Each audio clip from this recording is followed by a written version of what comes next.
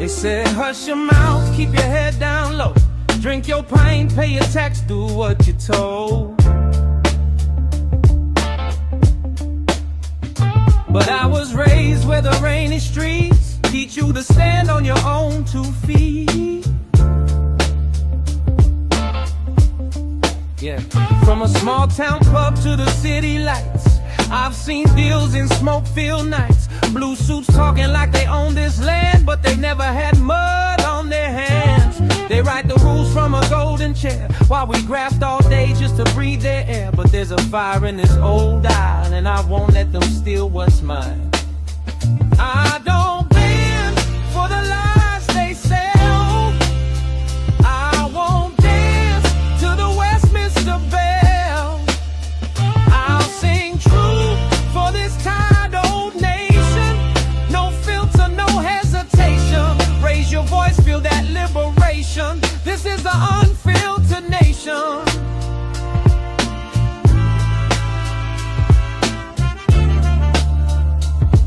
Yeah, this is the Unfiltered Nation.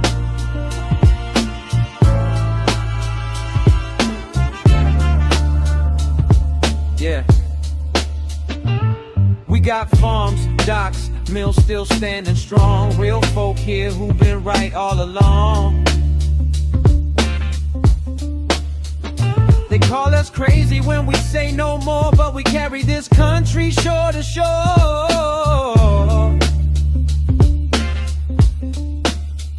So here's to the ones who won't back down, stealing their spine and are beaten downtown. If your heart still beats for this old home soil, then you're my people in this loyal coil. No more masks, no more stage duration, no more bought and paid for stations. If you're done with scripted conversation, step into the Unfiltered Nation. Take a seat, switch on, feel the elevation. Real talk, real grit, no fabrication. You cross the line, there's no more waiting. Welcome to the Unfiltered Nation. Yeah. Yeah. Yeah. You see, what's going to happen now is the left and all the mainstream medias, they are going to incorrectly call this hate speech. So they want to play that game with me. Okay, good. I'm going to play it because yes, I hate evil. I hate paedophiles. I hate cowards who trade girls for votes. I hate lies disguised as tolerance. I hate the wolves in the suits, and I hate the silence in power. And if you don't hate these two, then you're part of the problem. So this will be a righteous hate. It's what built empires, and it's what defends the innocent. And to those over there watching in Parliament in Westminster, let me remind you this. You knew, and you let it happen anyway. And now the people know too.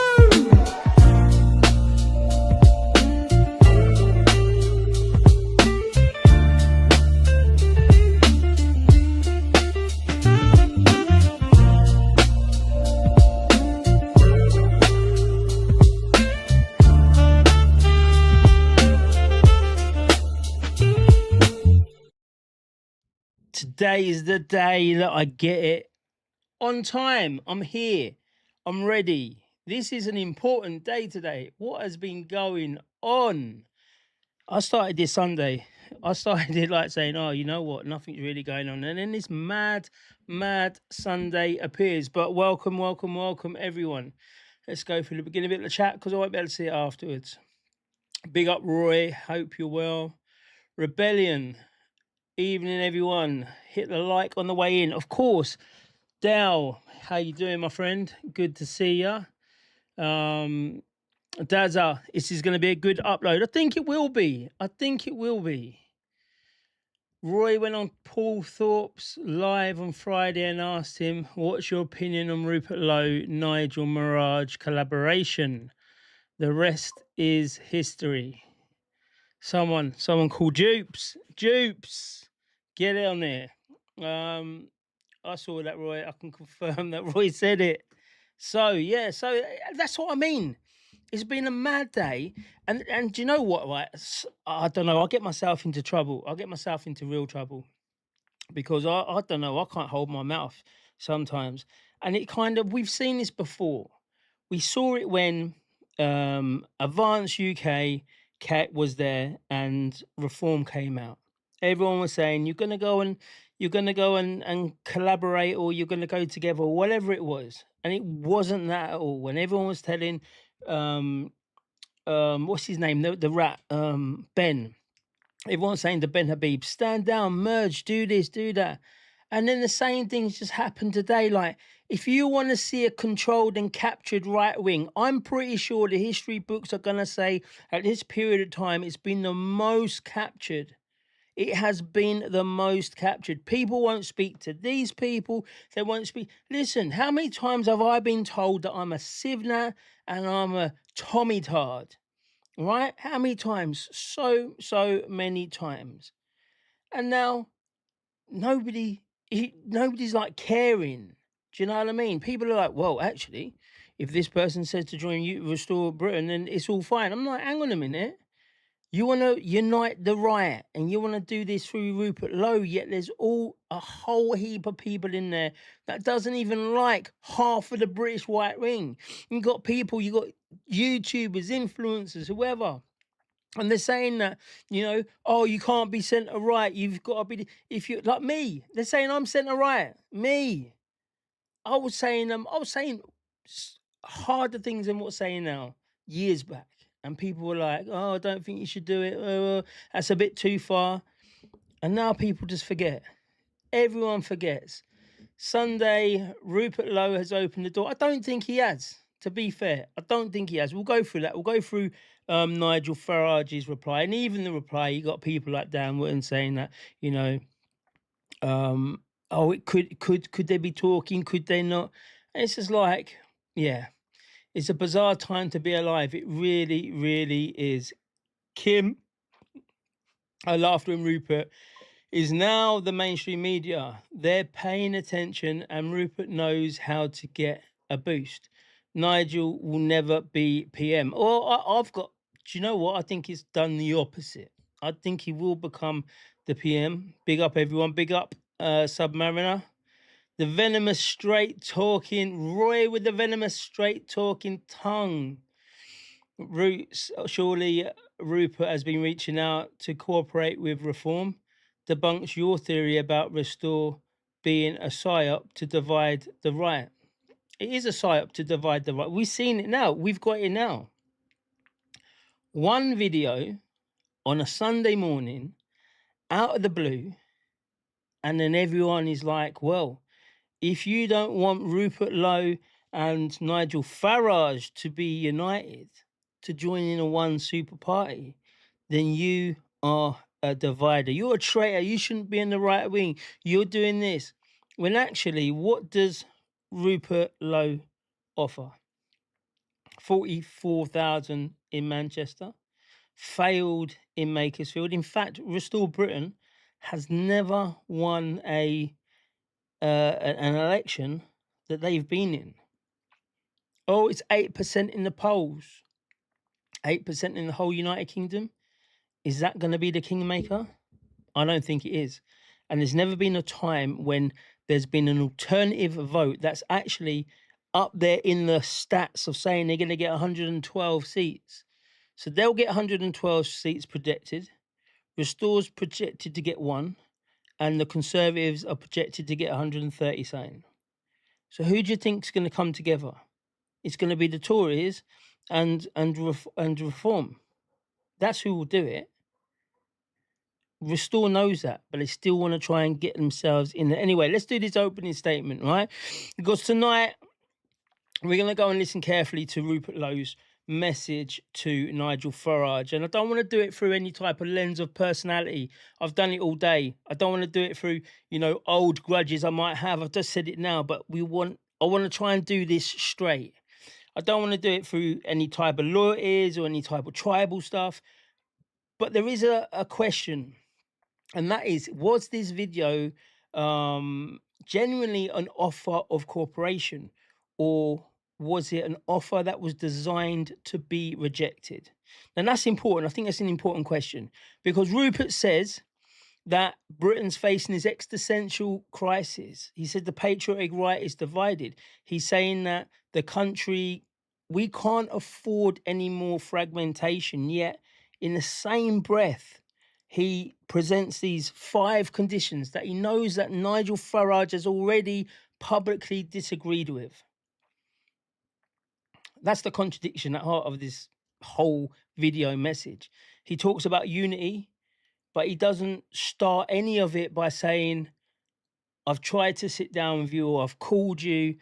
He said, this is our terms. This is the red lines.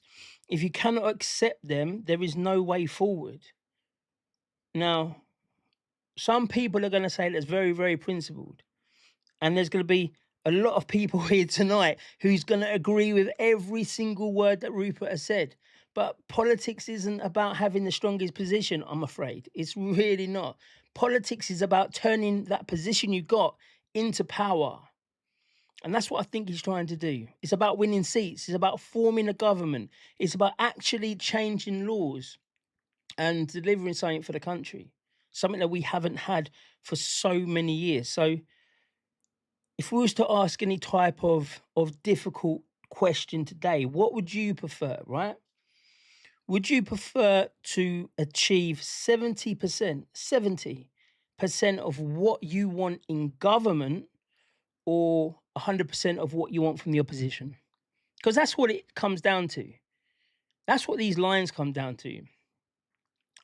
But we live under first past the post, right? That isn't a policy that we can really be living under, because it creates consequences, like real turn consequences in any political party. If Reform takes one section of the vote, then Restore takes another section of the vote, and the Conservatives take another. You might all get 18% of the vote. You might get 30, 20 and 18 or whatever. But who benefits from it? Because it ain't going to be Nigel Farage, and it's not going to be Rupert Lowe. It's not going to be Kemi Badenoch. It's not going to be the voters who are demanding change. It's going to be Labour. Labour's the ones that are going to benefit. And that's not me saying, oh, you know, everyone go to Reform. That is simple mathematics.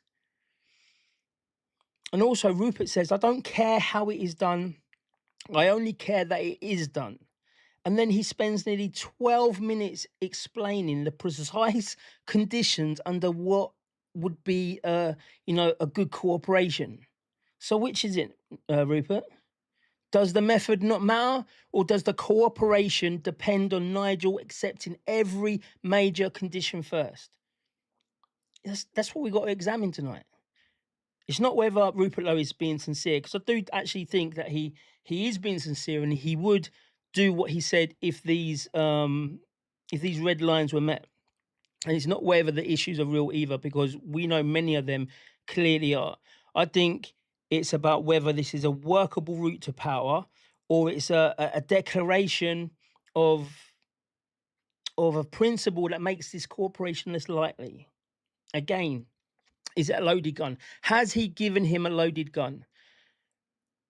Some of the proposals he has on that thing are going to, and they have, if you look online, attracted broad support. Secure borders, ending illegal migration, political reform. He said stuff about the energy, about food and being, nationally self-sufficient. I think I like a lot of that. And, other things that he said in that is going to divide people very, very sharply. Mass deportations. I know we all agree with it, but there's going to be a lot of people who are scared of just the name. Religious restrictions. There's going to be a lot of people who are just scared of doing that. Oh, no, we don't want to do that against X, Y, and Z. Death penalty. People are going to be scared of doing that. These are 3 very big emotional principles and laws that he wants to bring across. They're major demographic policies that are being tabled on both sides, Restore and Reform. But I think if he's binding them all together as one kind of like, this is what it is, I'm not going to, these are the red lines, I'm not going to allow anything else. I think Rupert might be making these agreements a lot harder rather than, making it easier, making it more manageable for the people. And also, we've got to say about it, millions must go, yeah? And then he says it can be achieved within one parliament. And I'm going to go through later on how many people we need to do per month, per day, and how many we're doing at the moment. Because my question like that, and I've always done it, if you look to me on X, you always know when he says this type of stuff, I always reply, how? What's the cost? How many court cases? How many tribunals? How many detention places are needed? Which countries are going to accept these people back? Which countries are not? How are you going to overcome? Because these are all needed to be agreed upon. You need to have the legislation out there to say this is what we're going to be doing. And how quickly can the state, the government, realistically process millions of individual cases? And if we can do it in a really quick way, why haven't we been doing it since then? But yeah, I think we should just get into it. I think we can talk about. We'll have a conversation about it all, because I don't think the wider public is going to be. Do they still need persuading? Do they need to be persuaded to say this is what the country needs? Because I think the wider public doesn't just think about what we think about immigration and identity. They're going to be talking about wages. This is Middle England. Housing, your energy bills, your petrol bills, crime, schools. Can you get an NHS appointment? The cost of food, the cost of fuel, whether their children ever can own a home in the future, whether they feel safe like they did 5 years ago, or is it totally different? Because winning an argument inside the patriotic right is not the same as winning a general election. But yeah, let's get into it. The chat's going crazy. I'm not even going to get to half of these, to be fair, but we'll go to a bit of it. I wish I could go up on the ones that I can put on the screen, because that's where I am there. LTG, how you doing? Welcome. Judging by social media from ex-Submariner, it seems to be splitting the right even further. Exactly. Roy says, oh shit, that's my phone. He doesn't say that. He said, let me tell the audience what Nigel and Rupert have in common. They both have said that they want to bring back the Tory party to what it was under Thatcher. Just let that sink in. Again, these two people, they're very, very similar. They really are, right? They're both boomers. They both adore Donald Trump and the way that he's done stuff. And we need one of them. We need one of them to kick the door in and make sure that we can do it. But I don't trust either. So if you don't trust either, you've got to just look at a political calculation. And right about now, that calculation, and Rupert's already done it, that calculation is Reform UK. Zia Yusuf has said something else today, and it's not something that he's just come out and said. He said this consistently. Rupert is putting the pressure on reform. I don't know what pressure, because you've all seen the video. So do we really need to go through the video? Do you want to go through? Let me know, chat. Do you want to go through the video, and you can have my you can have my opinion on it if you want. But we've all seen the video. In fact, you know what? Let's just do it. Let's just do the video. 1 second.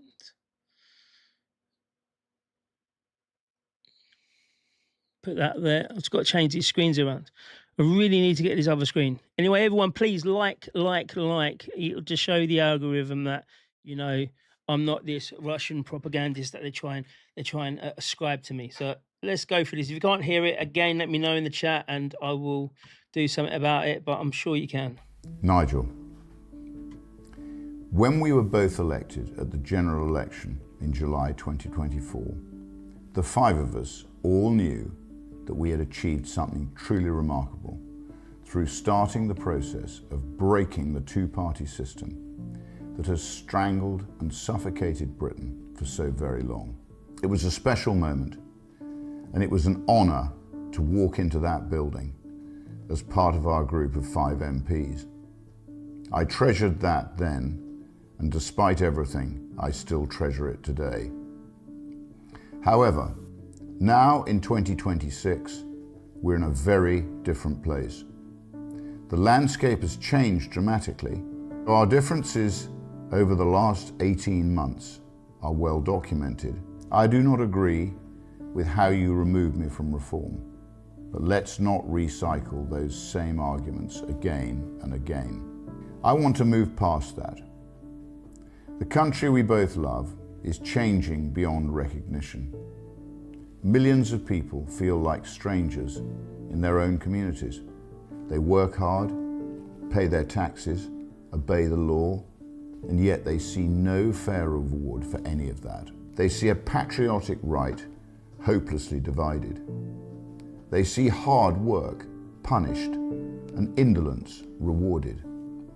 That is why today I'm reaching out to put personalities and our past disagreements aside for the good of the country we all so want to succeed.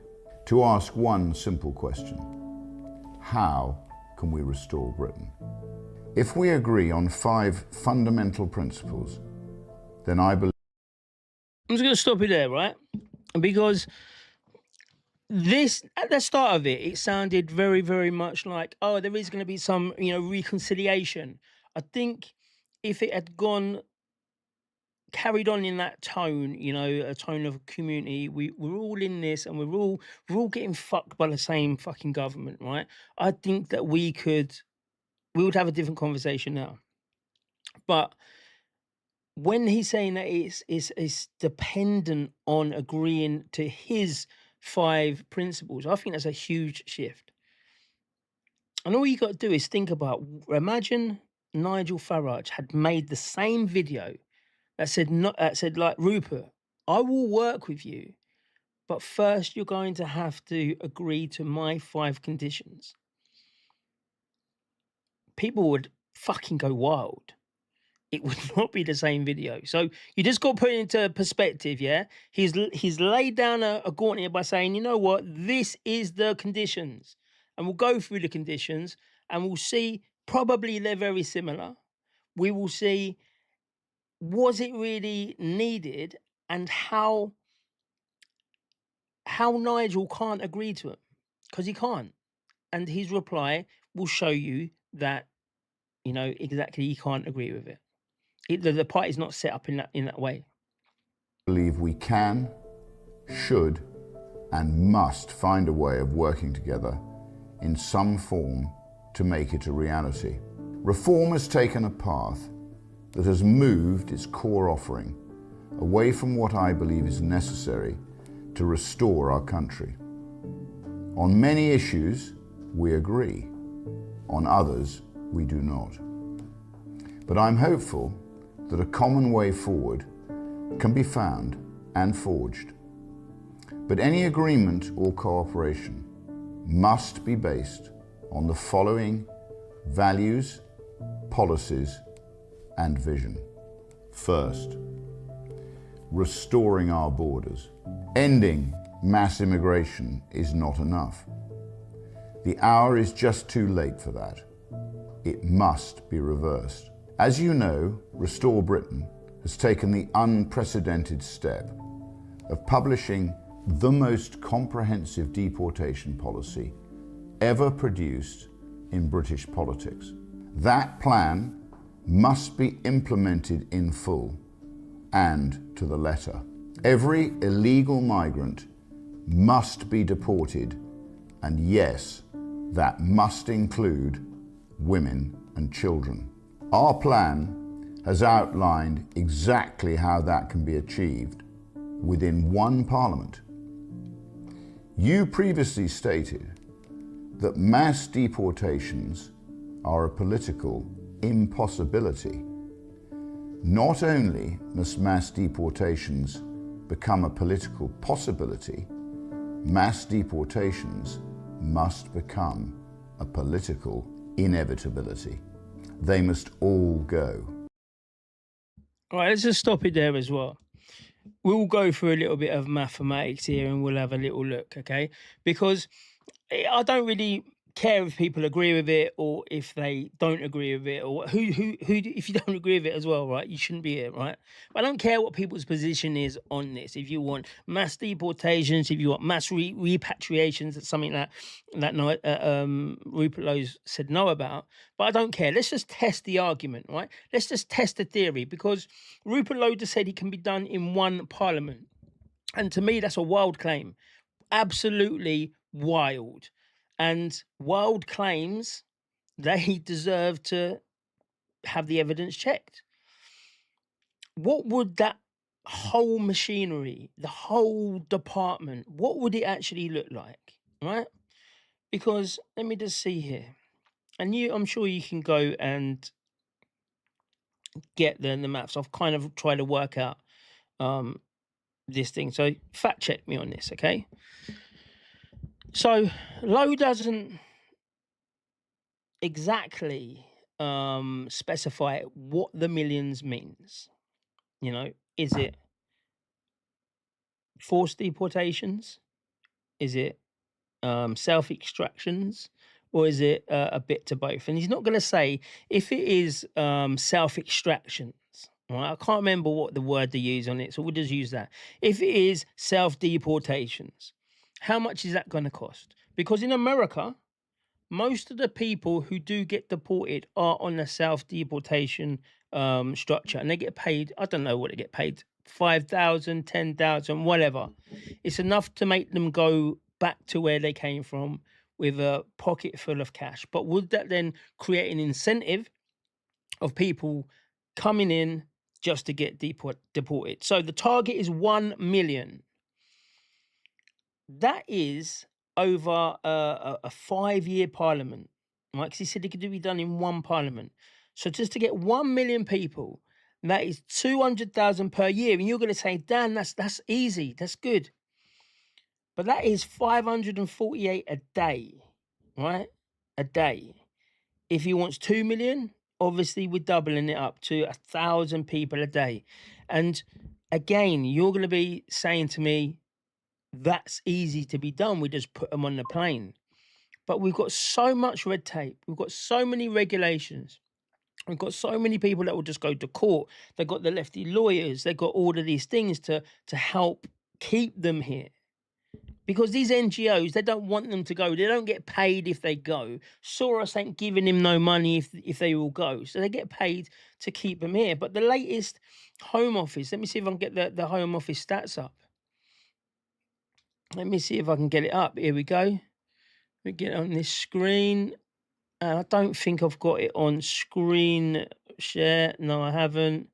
So just give me 1 second. Where are we? Where are we? Browse.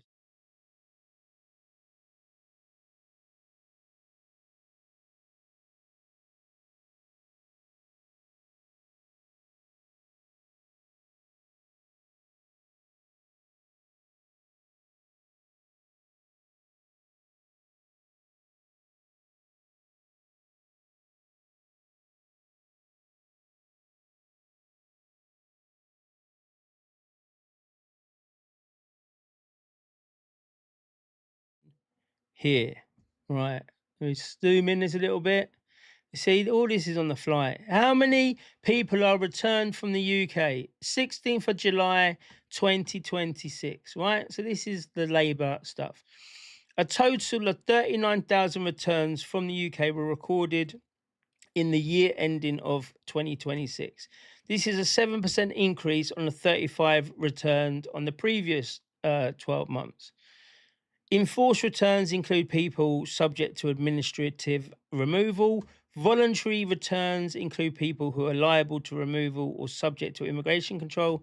And port returns, those who were rejected at the ports. So of the 39,000 returns in the last year, 3/4 returned voluntary. 1/4 was enforced, in addition to those 17,000 that were refused arrival and straight away deported. So we can see the graph here. This is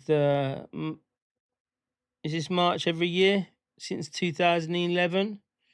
So you can see it goes up and down. Enforced returns, voluntary returns here is massive. It's just going up, up, up, up, up, up, up, up, up, up. So that's how we do it. Enforced return 9,000. Do all that stuff. Voluntary returns was, they not put the price on it? 29,000 voluntary returns. This was an increase of 5% compared to it. It's partly driven an increase of asylum-related voluntary returns up 14%. Indians, Brazilians, Albanians accounted to over half of the voluntary returns. Assisted returns, I don't know what that would be. But there you go, it's 39,000. Just to keep it on where we was. So it's 39,000. That is not 200,000. So that is going to be an increase of probably about 21 times. So where are we going to get this infrastructure from? How are we going to do it? And this is what that he needs to understand and he needs to put out. Because if we put the flesh onto that slogan, if millions means 2 million people within one parliament, right? Let's just say 2 million. Then the government would need to do 400,000 a year. Again, like we said, that's 1,100 every single day. And Britain currently carries out about 9,700 enforced removals a year. It's not double that Rupert needs to do. It's not triple that he needs to do. It's 41 times the removals that he needs to do. The Home Office has also said that 95% of the enforced removals currently involve detention. So there's around 22,000 people entered the immigration detention centres last year. If you look at the report we did in Dover a couple of years back, we followed them to a detention centre. So at the 95 rate, we would need to do probably 190,000 detentions. It's just not possible unless you can tell me how. Because before anyone can be placed on a plane, the state has to locate them, identify them, confirm their nationality, obtain the travel documents, detain them when necessary to prevent them from going away. We've seen, remember, the Home Office, the Border Force TV program, where they'd go into the chicken shop and they'd say, oh yeah, what are you going to do?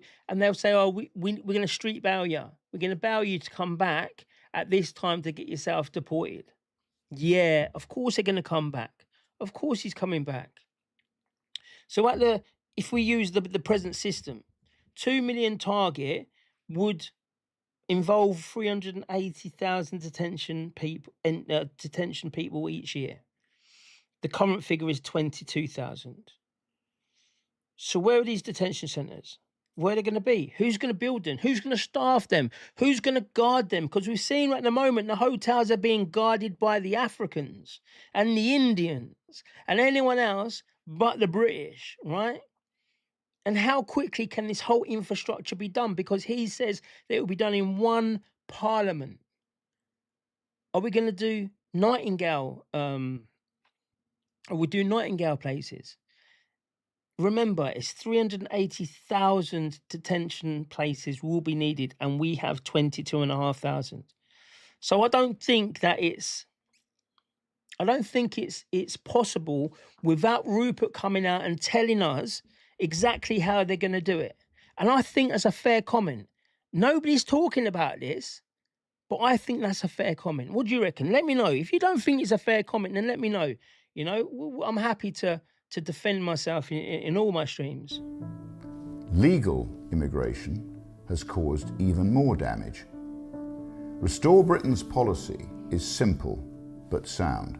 If a foreign national is living in Britain, yet unable to speak English, refuses to work, lives in social housing, hates our way of life, or even wants to do us harm, they have abused our generosity, are incompatible with our high trust society, and they should be made to return to their own countries.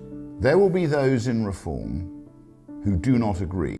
Wait there. Second-hand bike has said Restore Britain has published the most comprehensive deportation policy ever released in Britain. 100+ pages forensically detailing exactly how we can remove. I want everyone to it's no shade on you. It's no, I'm not chucking shade on it. I want everyone to remember this, yeah, right? Because that's what he said. He said this many times, right?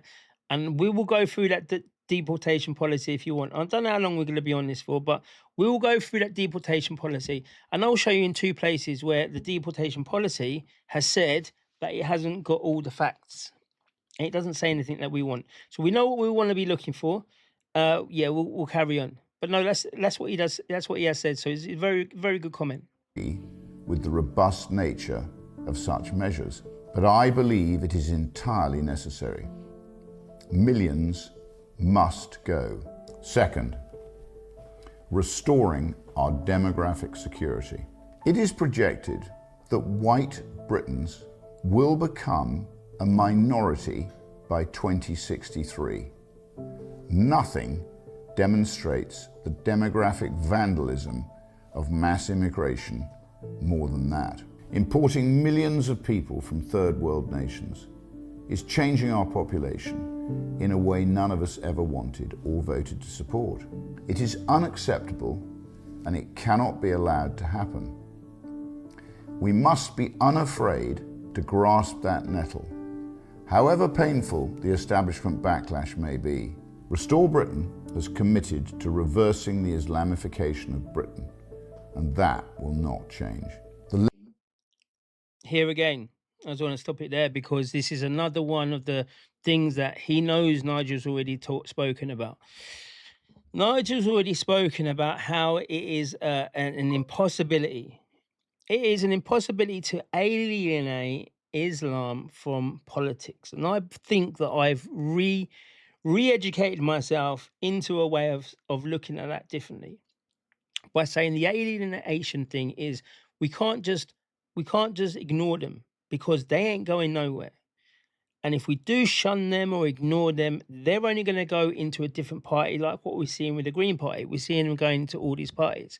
So by doing that, I think he's got a point. We can't alienate them. We have to kind of keep them under our telescopic eye, right? You know what I mean? We got to see what they're doing and make sure that they are controlled, right? And then people say, what about all the Muslims in these areas? Well, who better to go into enclaves, right? Because they ain't going to go anywhere either. You've made them. They've been here. We haven't stopped them. We got to deal with it. Who's better to go in there than patriotic people of that culture? You know?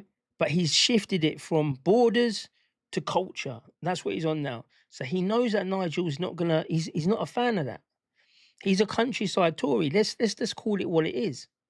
I'm not a guy that's saying that he's the Messiah. He's the one that's going to guide us. I'm saying that this is the party that can smash the chokehold of the two-state system.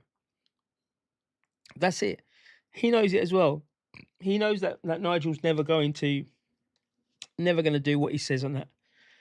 But again, what would you prefer? Would you prefer to play with the devil and understand the devil and try to control the devil before getting rid of him?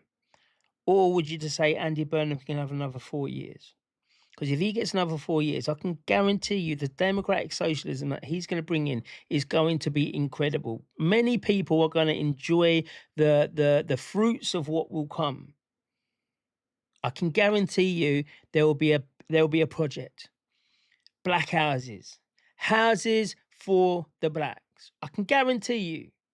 And that would favour me so much. Zero deposit. Guaranteed house. Guaranteed 500,000. This is what they will do. Because this is what democratic socialists do. Right? So he will do that. And I'm here saying, let's get him out. I'll benefit from it. But let's get him out. Yet a lot of people on the Restore side will say that I'm the problem. I'm the one that's dividing because I'm showing a different side of things.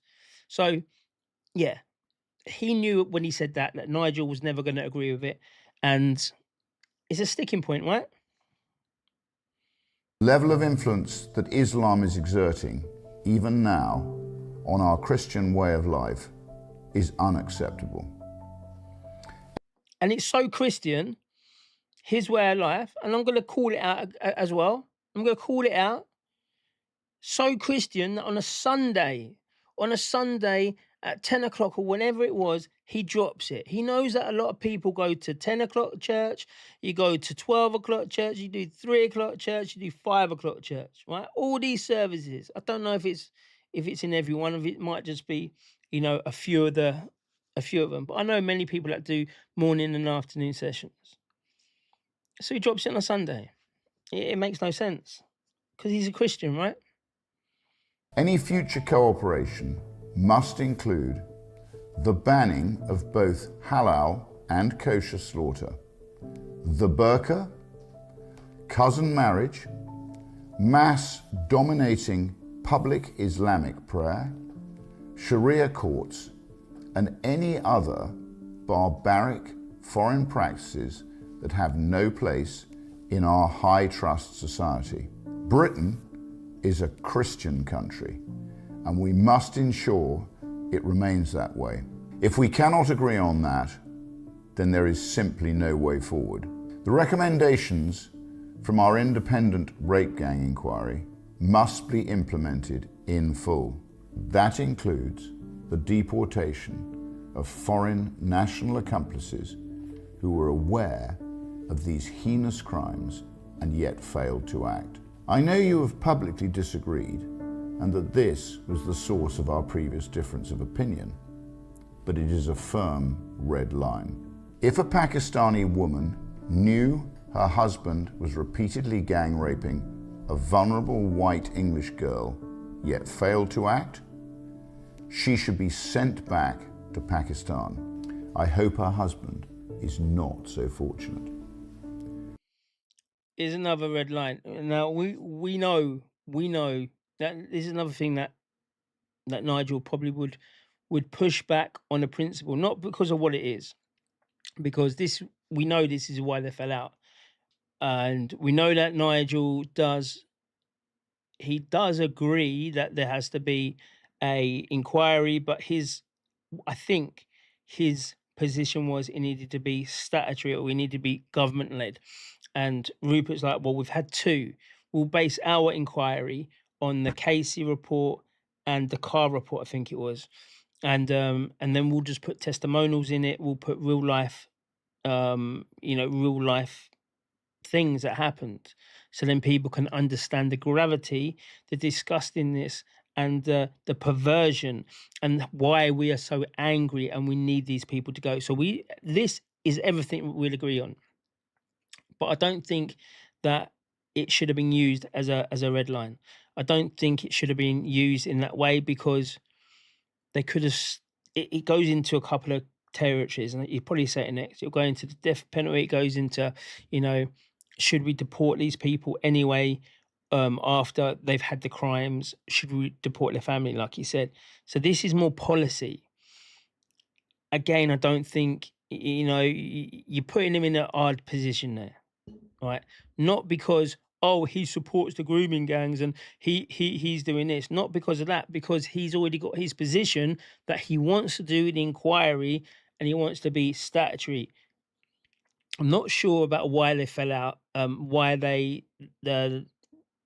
Nigel didn't do it in the first place. It was going to do a private prosecution. I'm not sure of the ins and outs because I was a critic. I was against Reform UK, and I'm only just looking into things.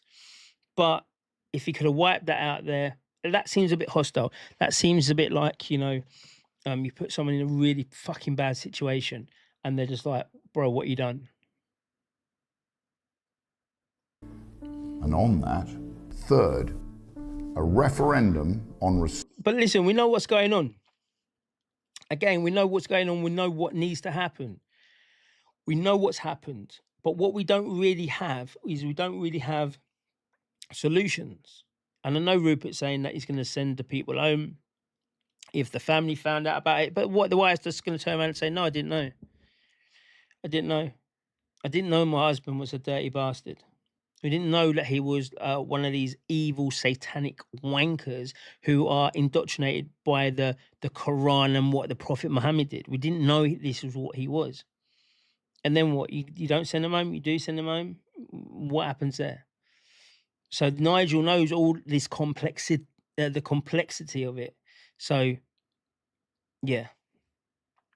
I think he will do something. I think Zia actually will do something. Zia and Suella will do something more than what Nigel would do, because Nigel still has somewhere in the back of his head like, oh no, I don't want everyone to call me a racist. Restoring the death penalty. Something that Nick Tenconi said at the UTK march. He said it in front of everyone. That was brave, and everyone supported it. Rudakabana, Hashim Abedi, Shabir Ahmed. Keeping these monsters alive, and hundreds just like them, achieves nothing. The British people must be given a full, free, and fair referendum on the reintroduction of the death penalty for the most monstrous and undeniable criminals. You have opposed this previously, and that is why letting the British people decide is the right thing to do. I will, in that referendum, without a shadow of a doubt, be voting in favour. Fourth, restoring. Right, so again, why was that put there? Why was it put there? You tell me, I don't know. It wasn't really, it goes on from the grooming gangs.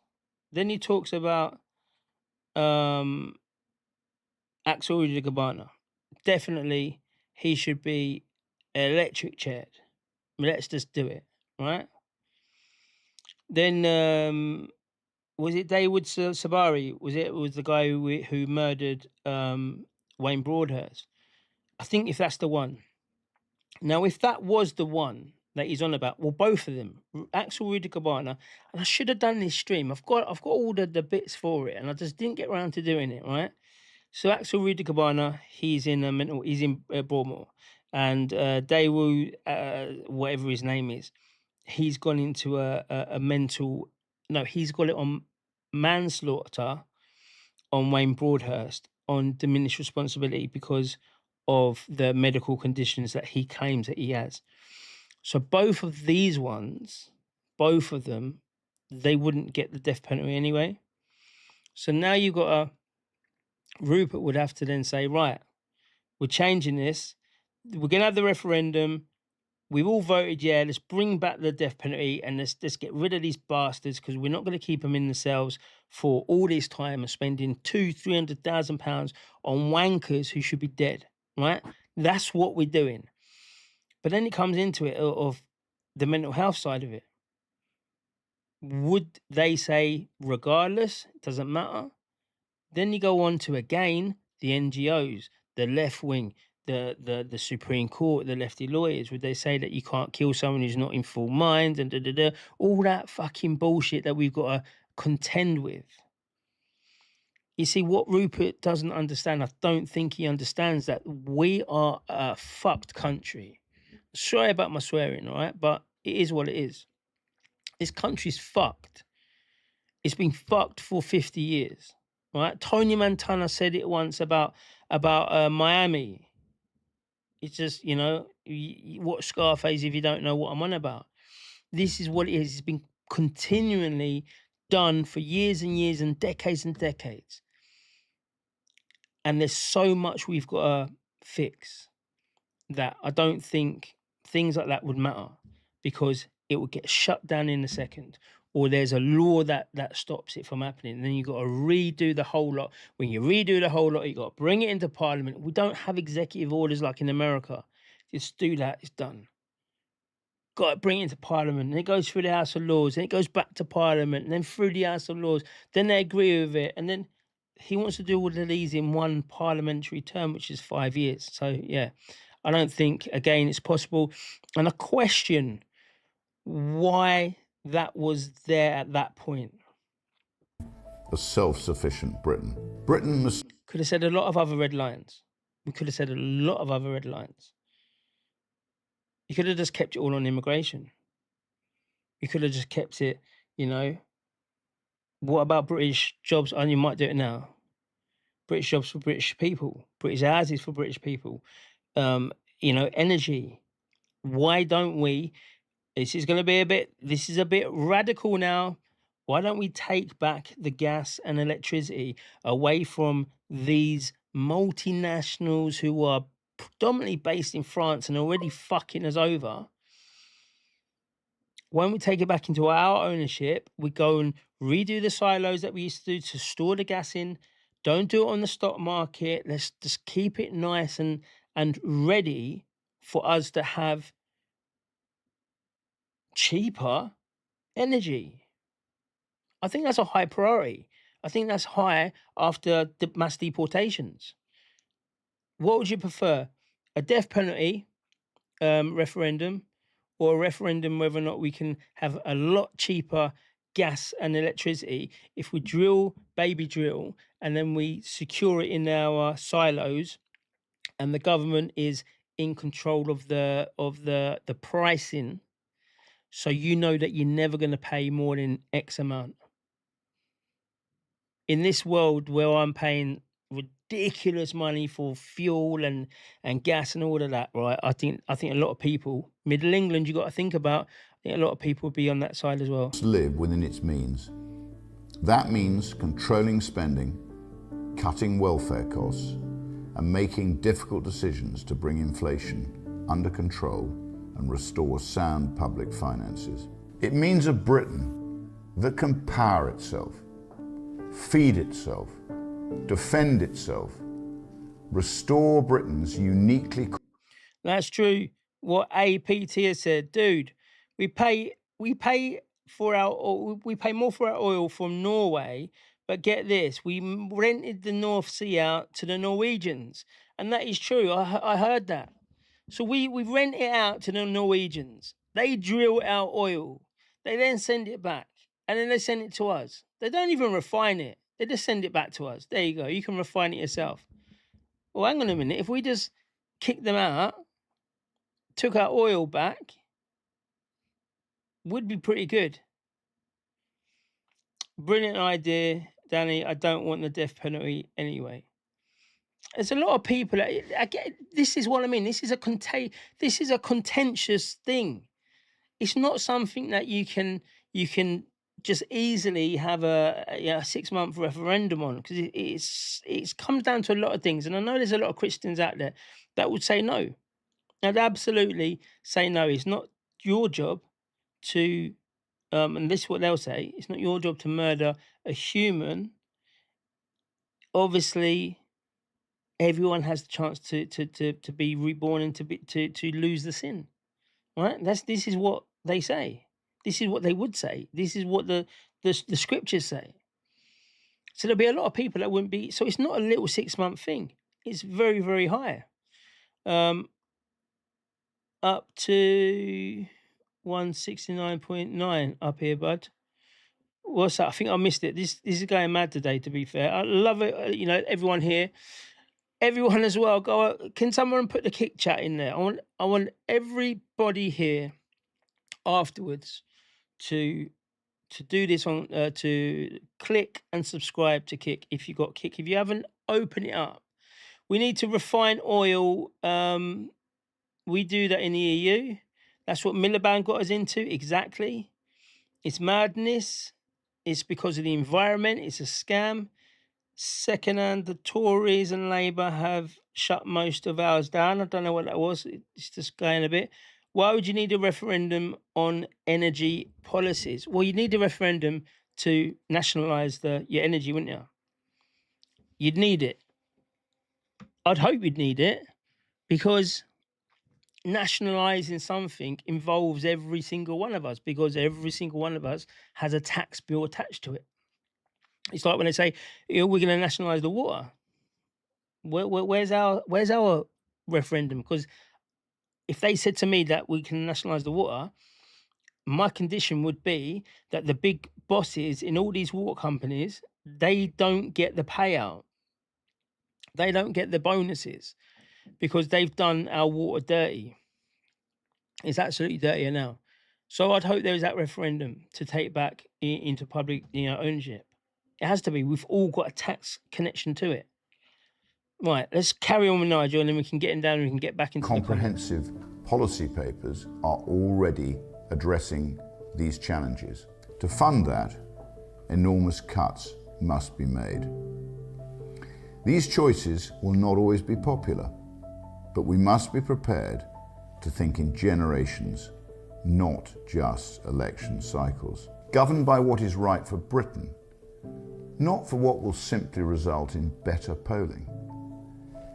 Difficult, unpopular decisions are now required. Thank you, LTG. Not short-term politicking, but long-term, hard planning that will ensure we leave a better Britain to our grandchildren than the one that was handed to us. Do you know, this is funny. This is funny, right? Because there's a snake out there. I sent this. Let me see if I can get it. No, let me roll this. I'm going to roll this and then I'm going to find it. Just remember this bit. Where is it? Where are we at? 9:07. Fifth, restoring the country's faith in politics. The British people have entirely lost faith in Westminster. That trust will not be restored by recycling the same ministers, advisors, and thinking that created today's problems. Former Conservative ministers who failed our country and our people in so many appalling ways must not be part of any future cabinet. They had their chance and they failed us all. That must not be rewarded with a second opportunity. These principles of restoration will be offered to the British people on the ballot paper at the next general election, with or without your cooperation. So now this bit here, right, we was talking about that. This is the most dangerous bit, I think, about it. It's the most thing that Nigel's never going to do, because not only is he drawing red lines with Nigel, he's drawing red lines with anyone that was connected with the previous government. So, of course, he's not going to look at Robert Jenrick and say, do you know what, mate? Sorry, I'm going with Rupert. And you lot, Suella, Nadine Zahawi, he should go, right? Because he's one of the worst people. He's one of the worst people. But we will deal with this after the elections. After 2029, he will, he'll have to be accountable. He'll be held accountable. Again, I would rather do that, because a lot of people have they've accepted the apology of the people who wanted us dead, who said that you had to, have these experiments done to you, or, we want you shunned from society. Yeah, loads of people have apologized, and they've accepted the apology and all of that, which I haven't, right? But let's get through it. I'd rather say, I'll deal with you later. Let's focus on the main thing there. So again, Nigel's never going to say, oh yeah, actually we'll do that. And then he says, listen, our main aim is going to be on the ballot paper regardless. He's only got 8%. What is he giving to reform? He's only got 8%. He got 46,000 in Manchester. He got a few thousand in Makersfield. He's not really doing what he said. And he said categorically that the party of Restore Britain would be the party for those who do not vote. We are going to open up the 70% of non-voters, and they are going to come and vote for us. So far, that's not happened. So he has got nothing. What's he going to do? What's he going to give? 8% is absolutely nothing, especially on first past the post.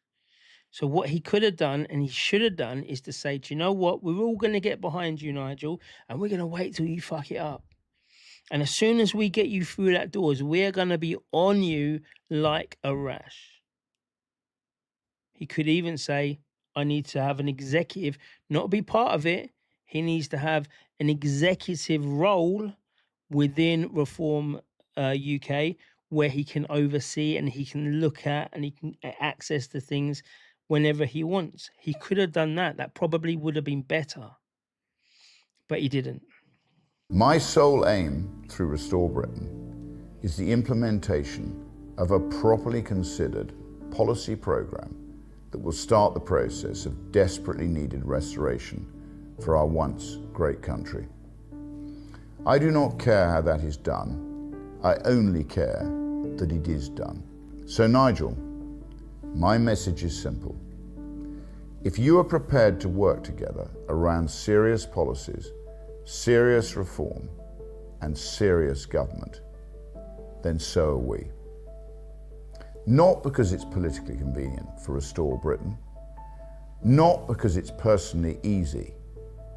After the events of the last 18 months, I would certainly rather not be making this offer.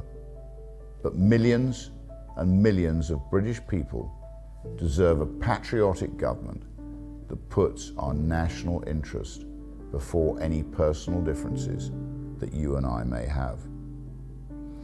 If you disagree, that is your choice. Restore Britain will be ready for what comes Good night, regardless. LTG. Thank you for tonight. I truly believe there could be sufficient common ground for our two movements to cooperate collectively, destroy the looming left-wing alliance that will finish off what hope remains for this country.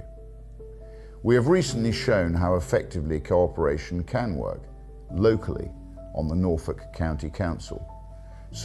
If you don't know what happened in Norfolk County Council, Reform and Restore, they did a joint operation to hit the high streets and they got the tobacco shops.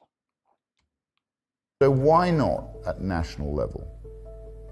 In my view, failing to even try because of our own personal difficulties is simply not an option. The British people deserve nothing less than our best and sincere efforts to make it happen. Now is the time to put our differences aside and cooperate for the good of the country that we all love. Right, so that was that, right? That was that. Again, I'm looking through the comments here, and actually, why am I not just doing this? I'm looking through the comments, and there's a lot of people. Exactly what it was. There's a lot of people that are in support, and there's a lot of people in, in agreement with both people, and that's the problem. That's the problem that we are facing. Let me just get my X up quickly, because then we can see what Nigel. My X has been blowing up. People are just like, "Oh, Dan, what's going on?" Nigel Farage. Let me just get this up. Here we go. Right, so there's a lot of people who are on both sides of the camp.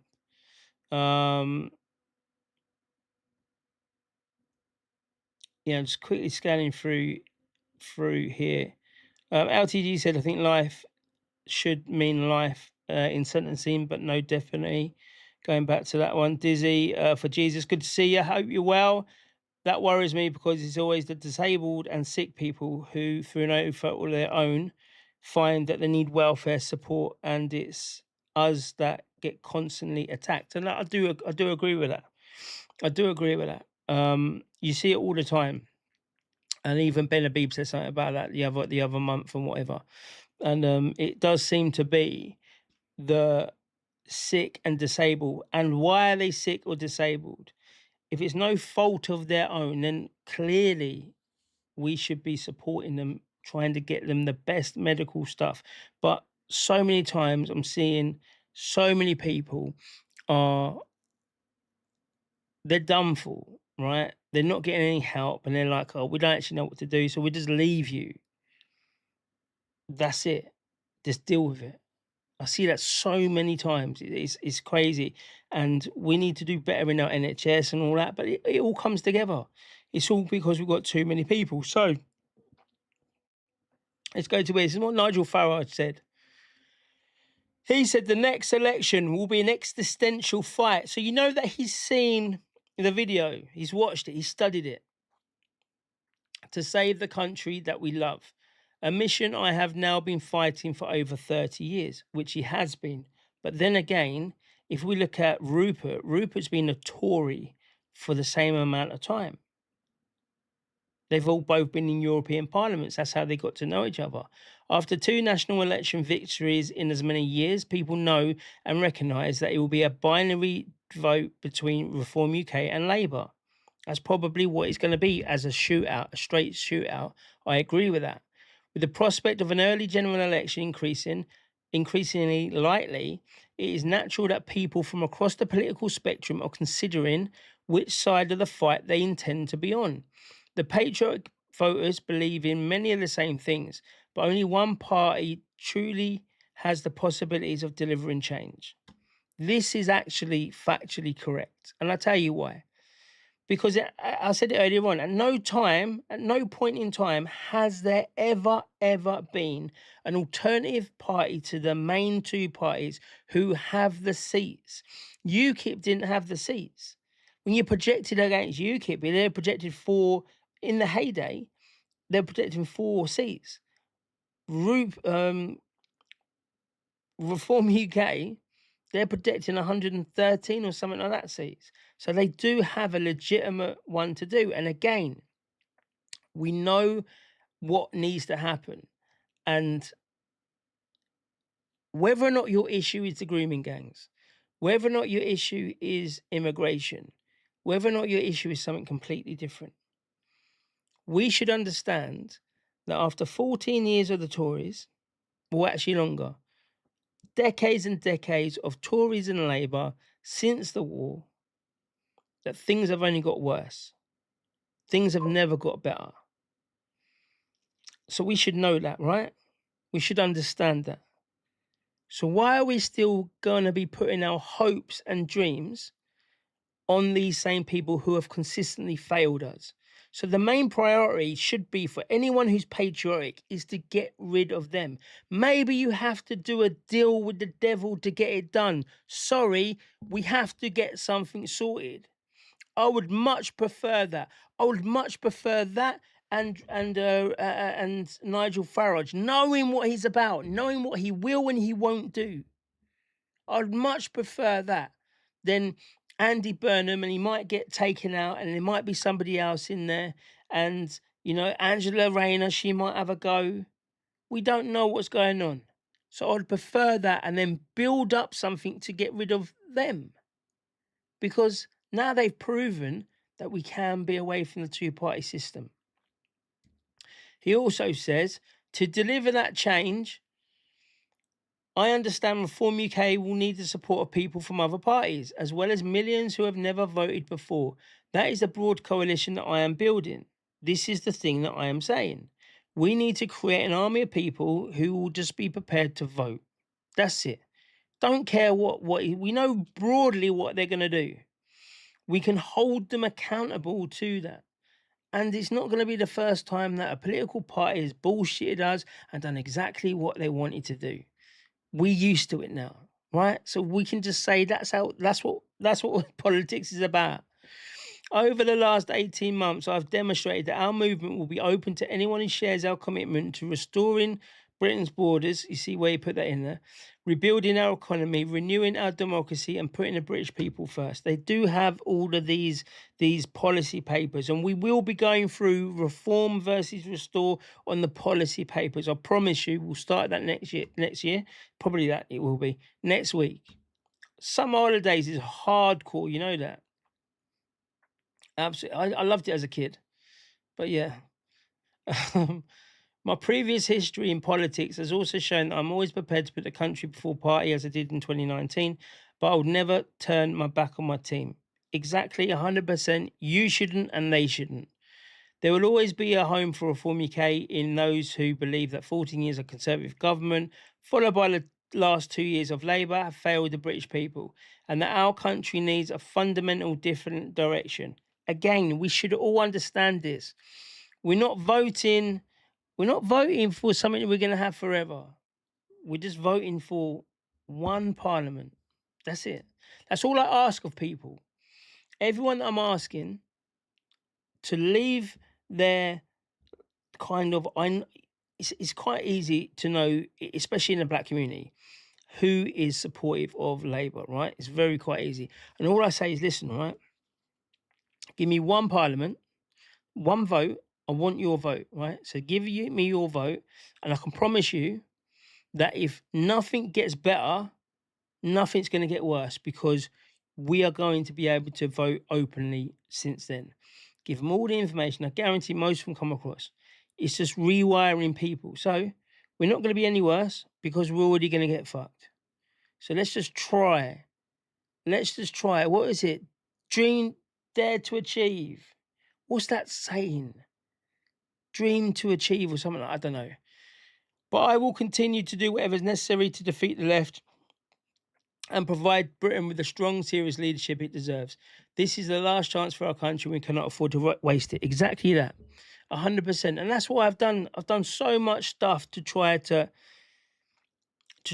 be politically okay with what I'm thinking. And when I said I'm going to come across to I'm not a member, but I'm going to show my support. I'm going to try and get people to vote so we can smash them. I'm not doing that because I want to be divisive. I'm not doing that because it's something easy. It's absolutely not. The amount of abuse that I get just from that, then from just fucking wild shit, man. From Restore anyway, right? It's just absolutely wild. But I'm convinced that if we do that, we will see the brighter, the pasture, you know? When the sun comes up, you can see the nice glistening pasture, and you're like, yeah, that's good. So that's what he said, right? So let's go on to Zia Yusuf. He's blocked me, right? But we can still see him because that's the fun of X. So this is what he said, that we can hold him to account by. An important reform policy announcement. And this is, granted, all because of what Rupert said. I'm not going to say, oh, he would have said it anyway, because they probably wouldn't have done. But this is something consistently that Zia Yusuf has said. In a plan endorsed by senior members of His Majesty's Armed Forces, a reform government will launch Operation Fortress, a military operation to secure Britain's borders. Now, if you understand who's connected to reform, it's probably Ant Middleton. What has Ant Middleton consistently said? He has said he is talking with other senior people in the British Army, ex-forces people, and they are getting together a comprehensive operation to defend the country. Now, this is what I think maybe, if I just put two and two together, who's these people, who are these former members of His Majesty's Armed Forces? Well, I would think it's that. Britain is being invaded. This is the language that he's talking. But he can. We've got the privilege. Tory and Labour governments responded with a free ferry service and free hotels. Reform UK will respond by launching the biggest military operation in the English Channel since World War II. Good. I love that.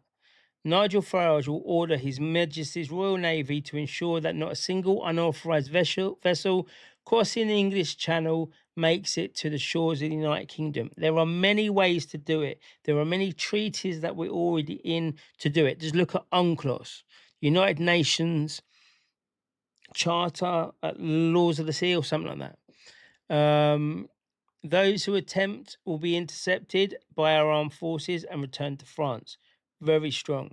Those with no right to enter Britain our border will be impenetrable. Okay. Under a reform UK government, nobody coming across the channel by a boat illegally will make it to our shores. This is how we stop the boats. We will stop the invasion. Full details will be published tomorrow morning. Now, like I said about reform, about Rupert, I'm looking tomorrow morning and I'm going to see what he says. Is it funded? Is it not funded as in it's fully costed? We don't care about that. We throw money away anyway. Fuck it. We just do it, right? Is it funded as in, is it put together? This is where we could pull money from instead of just pie in the sky. This is what we're going to do. Band again says, sorry, Conservatives. It feels like Labour have been in charge for longer. They've done that much damage. If you're Christian and you're, this is from APT, and you're assimilated with locals, what have you got to worry, Dan? I'm not sure what that is. What do I got to worry about being deported or anything like that? Listen, do you know the thing that really pisses me off, right? And I've started to lose my temper with it. The amount of stuff that I did, yeah, when every single person shut their fucking mouth, right, and they fucking watched the BBC. When Black Lives Matter were out there was no team out there more than the team that I was with, yeah, changing hearts and minds, trying to get on every single media thing. We was going with every single black neighborhood. I had so many murder threats, and blacks love to kill. I had so many murder threats through there. I was thinking, this is going to be impossible. This is going to be impossible when I'm seeing people shut their fucking mouths to nothing on there. Oh, I don't want to be racist. I don't want to be deemed as racist. I don't. And now all of a sudden now, it's all like, what have you got to be worried about, Dan? We're not going to deport you. We're not going to do you. That shouldn't even be entering your conversation. Now, because it is entering the conversation, I have to look at it and I have to wonder why. Do you know what I'm saying? I've done my bit. That's cool. Now it's down to you guys to do your bit. After all, you like to tell me that this is your country. You're all right, band again. You don't have any policies, and I've seen either because they don't publish much. Well done to Zia. It is a good thing, but it needs to be done. It needs to be, we need to see what's actually going on. He gave out a speech. He gave a speech, the Gov, if they don't want to do something in 2 weeks, they will take action. Who? Thingy. We do have boats, but needing repairing. The boats are knackered. Absolutely knackered. I've lost a part of this bit. Zelensky didn't need boats. No, he needed lots of cash. Cash for cocaine.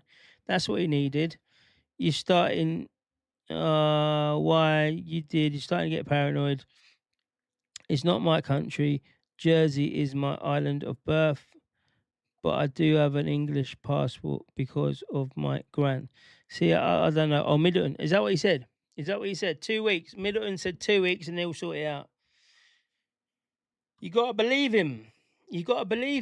Was he in the Iranian? Was he? He wasn't, was he? He wasn't part of that. But Anna Middleton, I like him. I do like him.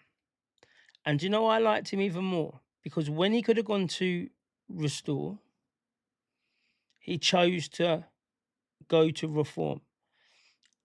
And I thought it would be because of the Manchester mayoral, and it wasn't.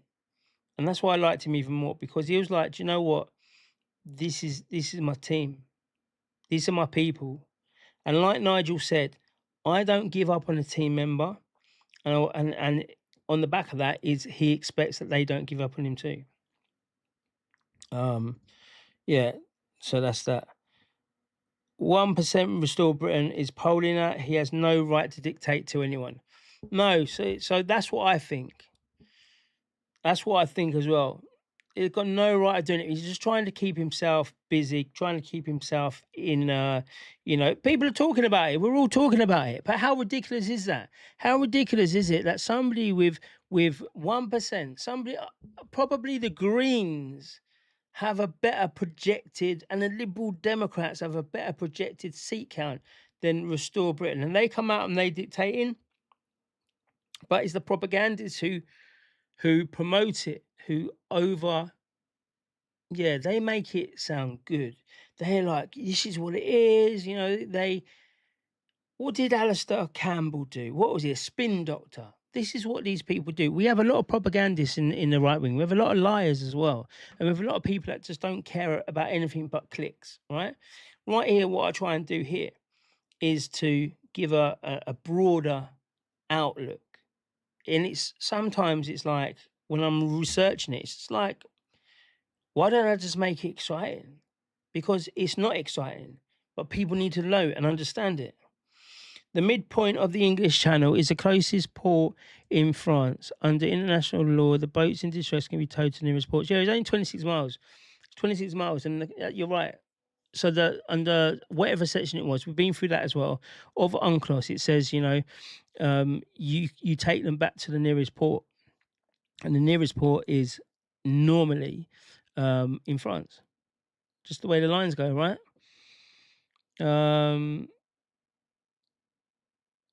Marines in dinghies versus illegals in dinghies. Exactly. As soon as you make an example of a couple of them, you're gonna do it, right? They've got life jackets on. They know the risks. You're not coming in. We're gonna do an air flight over, drop all these cards saying we're closed. If you attempt to do it, the military have been told that it is an invasion, and it will be, we'll act accordingly. As soon as you start doing it, bang, we'll win. And this one here, right? Restore Britain is only 4 months old. It's only 4 months old, Governor. We were only there since February. Restore Britain is an ideology that's over 18 months old. Restore Britain, and as long as somebody can show me where the think tank is, show me the think tank, and I'll rescind what I said. The think tank was the thing that they were building policies, they were getting people in, they were doing all these things, and then they turned it into a party. So the party registration is 4 months old, but this has been 18 months in the making. You're getting the people together, getting the teams together, getting the policies together, and all of this. This was 18 months in the making. So I disagree when people say it's only 4 months. No, it's registered as a party 4 months ago. Granted, cool. I accept that. But the rest of it, the first day you got people out in there, people whose names I'm not allowed to say because they get a bit salty in Restore Britain. People who say, don't talk about me. Those people were saying on day one or week one, oh, we've got 50,000 members. And it's kind of like you had 50,000 members with Restore Britain. And then they're talking about there was 130,000. How many have they got now? No one seems to be talking about it. No one's talking about members when it's stagnant or when you're in decline. But again, if you start talking about memberships, you've got to keep doing it. We don't need frigates and destroyers in the channel. The Royal Naval has adequate patrol craft, fishery protection. I was going to say that. The fishery stuff. You see, tomorrow, I'm going to show you tomorrow. I'm going to go down to, I think I'm going to go down somewhere where there's a lot of boats. My hat, man, still made in. I've got a big shiny head.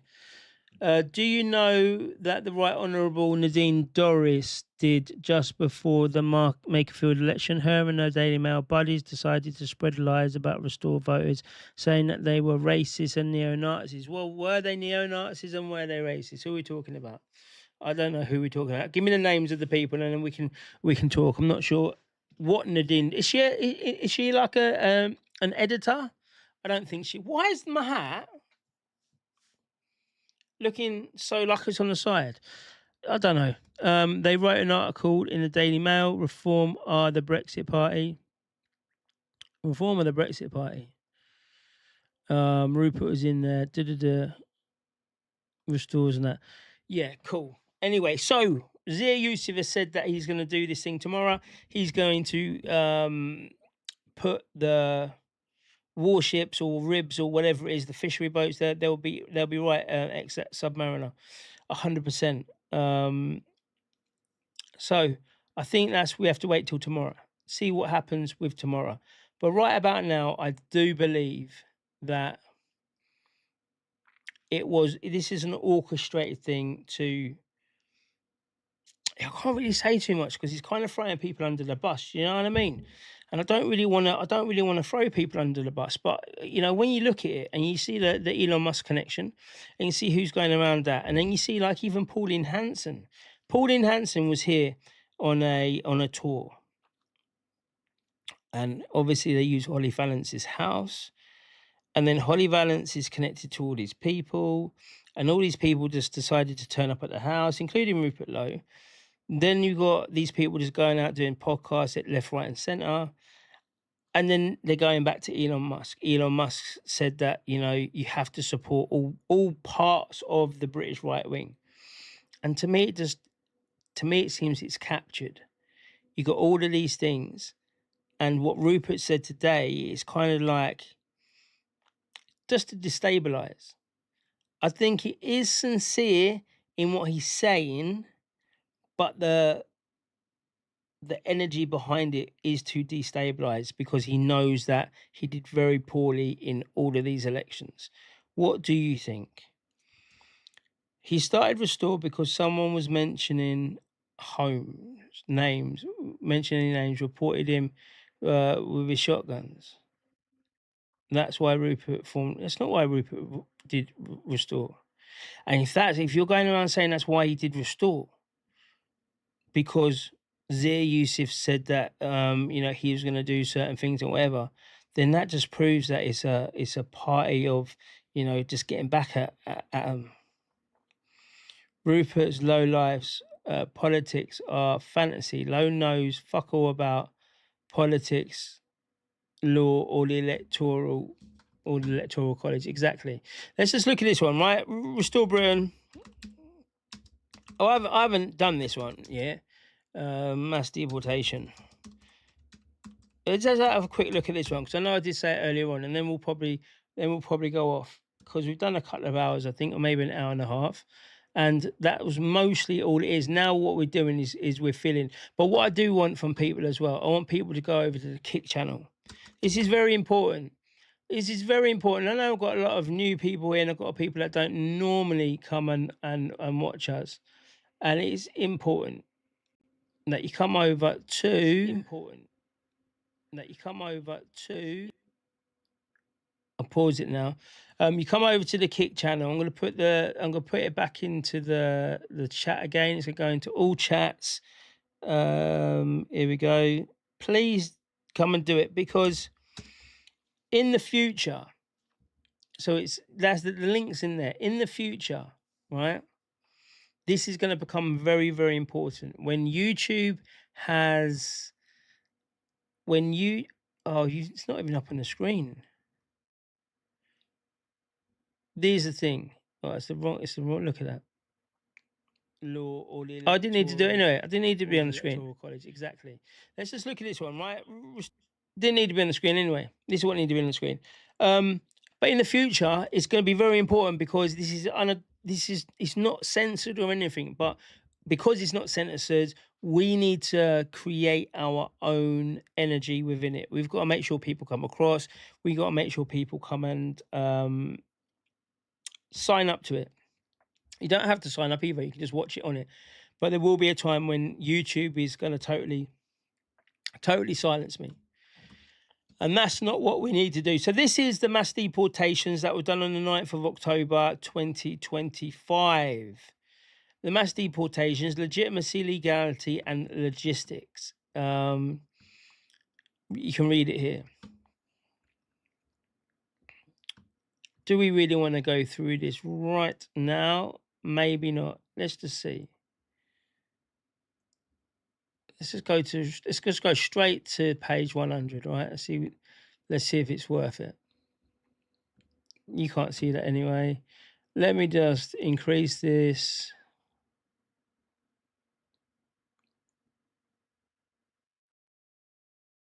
Right. The cost of it. Immigration enforcement is going to cost £30 billion. Detention facilities, a lower estimate of 704 million and an upper estimate of 5.7 billion. Estate management, 3.3 billion. Voluntary returns, 5.7 billion, between 1.4 billion in logistical expenditure and reintegration payments costing up to that.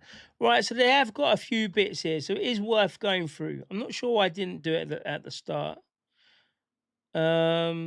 A large illegal migrant population has a huge secondary economic effects. These include suppressed wages for low-skilled workers, the cost of crime, a slump in productivity, and businesses that stave off investment, a loss of income taxes and employer national insurance, blah, blah, blah, blah, blah. These are not accounted for in standard impact assessments. Right, so I hate doing this now because my contacts are going mental. So there is cost in it, and they are, it looks like they have done a bit of their homework. So it'll be good to go through that. I'm going to go through that in the next couple of days. We'll put them side by side, restore versus reform, because they do have their deportation policies, and that's going to be the first side by side. Hopefully we can see whether or not it's something that we can agree with or something that we need to throw away. Throw it in the bin. Funny's got long arms, and the shots were in the house. If you look up the right on Arena Dean Doris, she's got blonde hair, Marilyn Monroe looking chick. She's a Reform MP and works for the Daily Mail. I know. Why does it matter what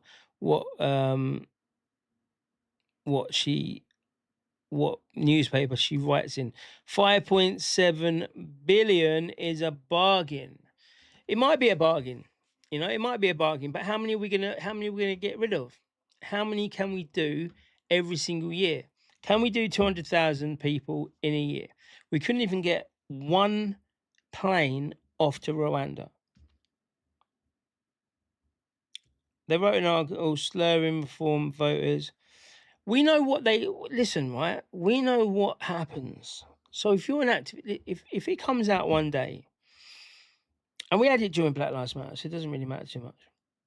But if the rags and the papers, I don't speak to them. I don't speak to any mainstream media. I don't go on these podcasts and these things. The ones I do the news stuff. I was doing a bit in Australia, doing a bit in Canada, and doing a bit just around America, certain places. These ones I understand because they're not going to try and do me dirty, right? So I don't even do things that are connected to what I'd class as mainstream media. We know what they do. So if somebody comes at me and says blah blah blah and does all this mad shit, sees me, shopping and all of this stuff, that's what I've signed up for. For me to speak, that's what I've signed up for. So if people go places, or people when they've been younger or whatever did some mad stuff, expect it to come out, because this is what the papers do. This is what mainstream media do. This is what investigative journalists do. They will wait and wait and wait until the worst possible time, the time that he gets maximum exposure, like Boris Johnson. They had that for a year. They had the Boris parties for a year. They kept it. They waited. Maximum time, maximum income, impact, bang.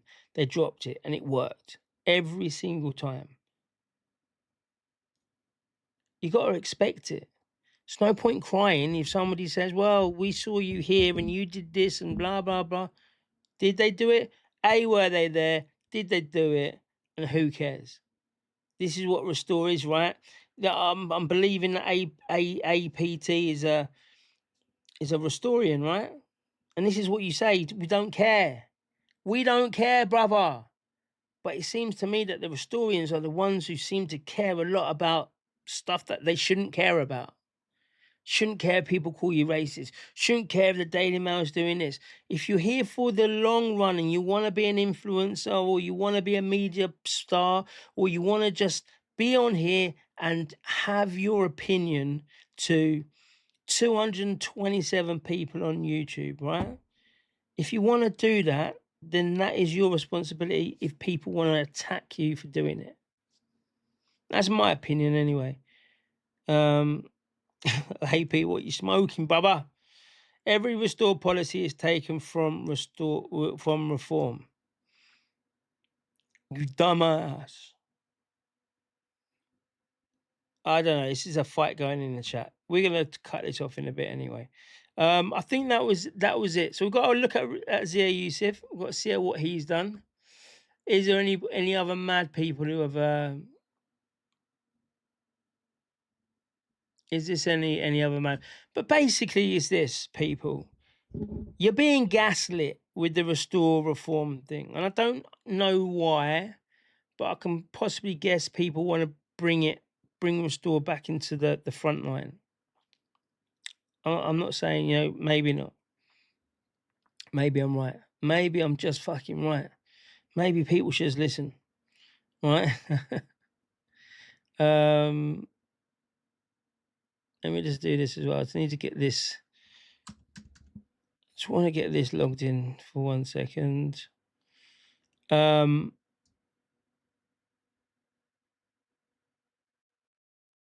Yeah, there we go.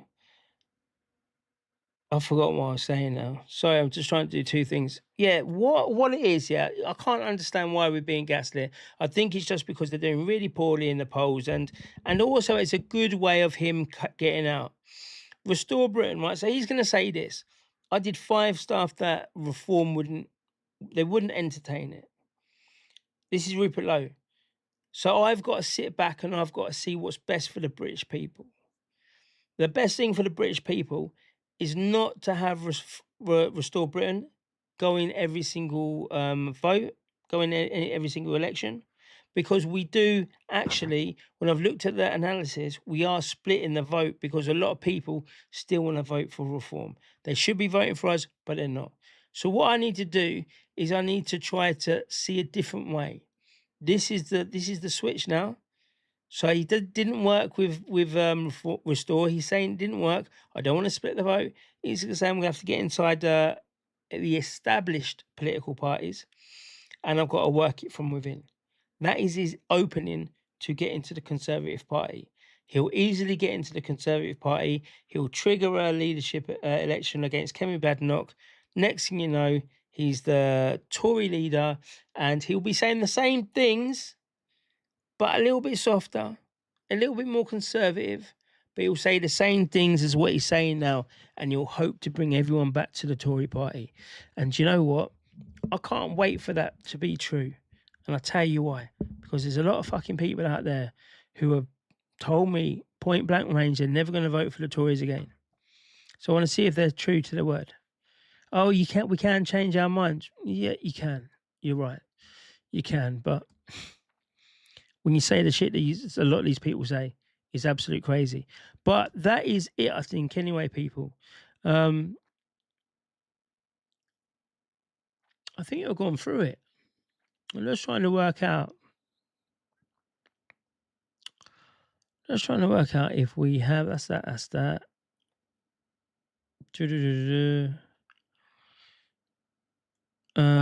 Yeah, let us know in the chat what you think about it. What do you think about how much would it cost? The Home Office estimates.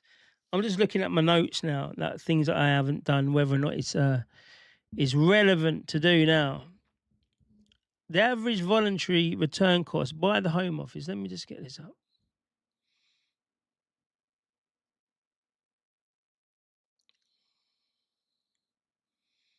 Let's just get this up here.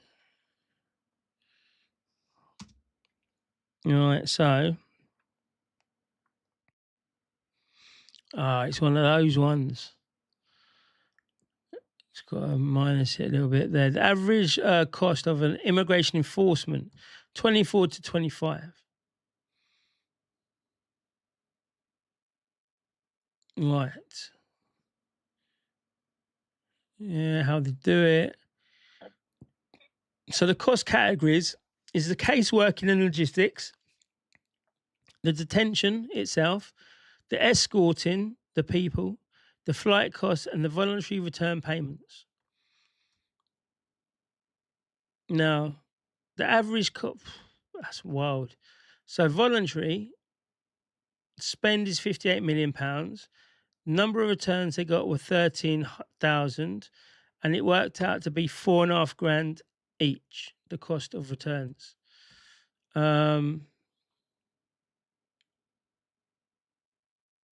So we've got the enforced ones. They only did 8,500, and it cost 100 times more, 10 times more, however much times more. It's fucking crazy. It's absolutely crazy. You're wasting your time. So it's £4,000. So in that £4,000, what are we talking about? We're going to be talking about payments as well. So say that we put a £6,000 payments. Every single one person is going to cost £10,000. I think that would still become a beneficial to us because we wouldn't be spending the money on benefits and all that type of stuff. So I think it would be better for us as a country if we were doing that. I used to be a Reform voter until Reform did that to Rupert and Ben. Ben's a rat as well, right? Ben's a rat as well. Ben hates Rupert Lowe. Ben absolutely hates Rupert Lowe. Ben thinks Rupert Lowe is an old school racist. Not my words, Ben's words. Not on some little shitty WhatsApp thing to my face. In his cricket whites, right? I've only ever voted in 16 for Brexit and 24 for Reform. Reform in May for the locals in my life. We've got to do it again. We have to do it again. I don't care what anyone says. Mathematically, it's not possible. And this is the thing. Why are we wasting our time? There's a lot of these influencers out there now who have said today on YouTube, on other channels, that if Nigel Farage doesn't accept the terms and conditions that were set out by Restore, then it is Nigel Farage who is splitting the vote. And they will go to Restore. So tomorrow, I expect there to be a lot more influencing going towards Restore. But again, most of these people are all connected together. It's like, when I look at it, it's one big conspiracy. And honestly, there's going to be one time, that everyone's going to just be like, what the fuck? Honestly, it's just wild when you look at things. Even abroad, you look at things and say, you're connected to you, you're connected to you, you're connected to that financer, you're doing it to that. You look at young Bob today. This is the future of the right wing. And I think the future of the right wing is fucked, to be fair. Do I need to keep writing that? I've researched all of this. I'm not a liar. I'm an ex-Buddhist who believes in karma. No, they fell out because Ben said his dad was getting death threats and racist abuse. I see the Restore leaflets in Makerfield. It was one big skag off Reform, not the Greens and Burnham. Ben did not get the MPC and he threw his toys out the pram when he couldn't be deputy leader position. There's a lot more to Mr. Ben Habib, you know. Do you ever wonder why? Does it cross your mind why, when he said about that Harborne giving him and Boris and all these people £1 million, and Harborne did a court defamation suit against it, and then suddenly he brings down Advance UK. Do you think these things are just out of the blue and they're just not connected at all? I think they are connected very, very highly. I don't think there's anyone that you can trust. I don't think anyone that you can trust there. But we'll have to wait and see, won't we? We will have to wait and see. Yeah, bit of Ben. 100%. Bit of Ben. UTK Blue. Huh? Ex-Buddhist Special Forces. There you go. That's what we need, brother. Let's get the ex-forces Buddhists onto the channel to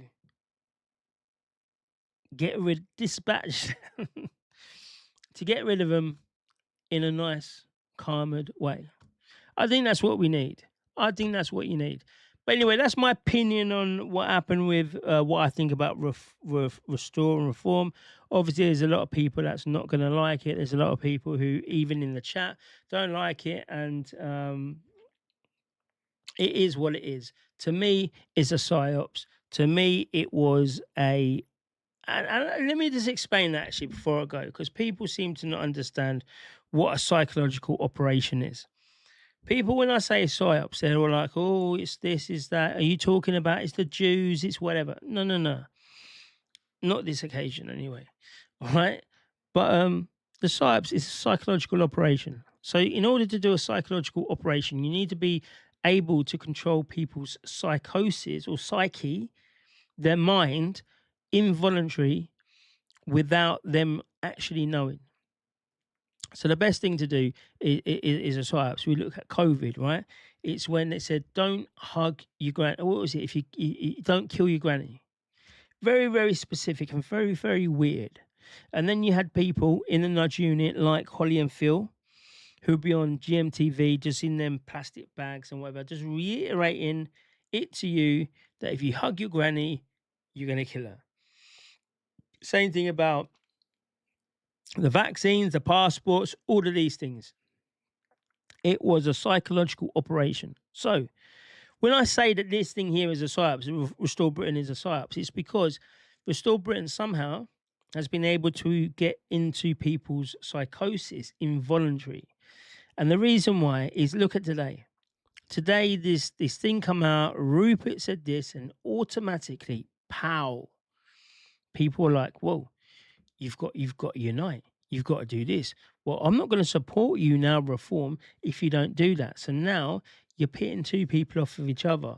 That's the psychological operation. It is to see whether or not you can get people from one camp to another. That's what it is. And that's what they're trying to do. People like Lucy Colony. No shade on her, not throwing down any shit or anything. I like the girl. She's done, the state has come against her.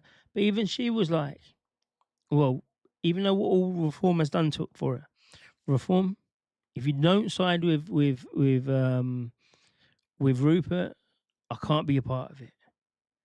All the people online, I can't be a part of it. You're dividing. Now that is creating a big old fucking wedge. So when I say it is a psychological operation, that's what I mean. An involuntary reaction to something that has been done specifically by an individual who could be connected to the secret services or the security services. That's all it is, right? It's nothing like, anything else up and down. All right, PT. That's a totally different thing. APT, just going on about this thing. It makes me wonder that how you connected to them. Again, why it makes no sense. AP2 is Kung Fu. APT, we don't care. We don't care.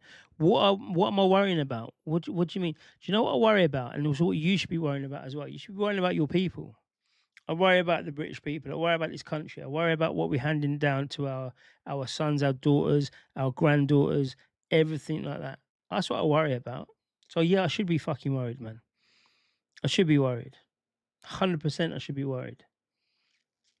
Shouldn't you be worried? Should everyone be worried? I think it is. I don't know who Adrian is. I've been saying this for months. The right should unite, and now there's a step in the right direction, and we're suspicious of it. It's not a step in the right direction, though, is it? How can we unite? How can we unite? Tell me this. How can we unite when you've got one person that's come to the table and said, this is my demands? Now, if you look at I think it's Harvard University, they did this thing about negotiations, and they do it to the SWAT team and all of these things. And they say that the art of the negotiation, it's a science. It's an absolute science. First of all, you come with common ground. You try and create common ground. You try to make the person feel like you're not a threat. So you come in softly. You make them try to believe what you're saying. You got common ground. We're the same. We're the lads. You know what we mean? Come on, let's do this. Yeah, man, of course. But I just need you to do something for me. I need you to do this for me. Right? And then we've got it. We're together, right? That's a negotiation. You come in with saying, this is my demands. It's not going to work, because then the other person that Nigel's done is like, fuck your demands. This is my party. Who the hell do you think you are? You've got a very, very small party compared to my party. You've got no councils. We're in control of 10 councils. You have no MPs apart from yourself. You have not won a single election under Restore Britain, and you're here trying to dictate to me. So already the unification can never happen. As soon as I heard these are my 5 points, and what was it? 2 minutes into it? As soon as I heard that, the red lines was there. I knew it was never going to be unification. Like I said, it could have been a unification had he just said, this is my opinion, let's talk it out. Let's do something. Let's do it behind let's do it behind. Actually, yes. We'll finish it on this because he says it much, much better. And he is, no matter what anyone says, he is a very, very knowledgeable person in all of this. Is Graham Towler. Let's look at his Substack. Hang on a minute. Do you know what? Sometimes it's wild. This is Graham Tower. And look, he follows me. Yes. I'm following as well. That's good. That's good. We're all together. It's mad when I just realise, and I'm like, why is people following me? Why are you following me? It's mad, all the stuff. Like when Enrique followed me. I loved it. I'm not going to lie. Where's his Substack? August the 1st. What are we on? 3rd of August, 2nd of August. Oh, maybe it's not here. Here. Right, so here is his Substack. I'm going to put it in the chat so everyone can go across to it and you can go and react. You can react directly to it, which I invite everyone to do. It's a very, very good one. Obviously, he's a very, very good person, like a knowledgeable person. And he was very influential in the Brexit stuff and things like that. Right, can we see that? Rupert Lowe, and the last bit's been right. We've got it. Accept that. I'll accept anything for this one. Right. He says, an old man in a hurry. Fainting in coils. Right. Rupert Lowe released his video this morning. It was beautifully made. Someone has been paid properly for the lighting, for the grade. The slow push in, a man composing his features into a statesmanship. Inside it is an offer. Reform UK and Restore Britain should put the personal difference aside and work together. As Lowe says, they've already done it at local level against the coming left-wing alliance that will finish off what hope remains for this country. Take the sentiment at face value for a moment and then ask a question of chronology. How long ago was it before that this same man was saying that Nigel Farage must never become Prime Minister? Not that the reform needed a front bench, a succession plan, a proper structures. It was the responsible version of the complaint, and a good many had. You know what? Right, let me just get this down. I can see it properly now. What he demanded was Farage must never hold office at all. That was the stated purpose, pursued at volume on every platform that would have him for the better part of 18 months. So what changed? What has the Manchester result actually achieved? On Thursday, Greater Manchester elected Bev Craig. She took 251,000 first preferences. That's 47.1%. Reforms, Cyan Astley. And I know it's Cyan. They said Cyan. I thought it was Sean. But obviously it's Cyan. Someone said it in one of the newspapers. Not the newspapers, one of the news shows. She took nearly 111,000. That's 21%. In the runoff, Craig finished on 309,000 to Ashley's 157,000. 2/3 against a third. The turnout was 25%, and that was lower than 2017, lower than 2021, and lower than 2024. So it's a piss poor turnout on every single occasion, even though Restore says that they are going to be the ones attracting the people who don't vote. That's important. Restore's candidate Marlon West took 46,000 and 8.7%, finishing fourth.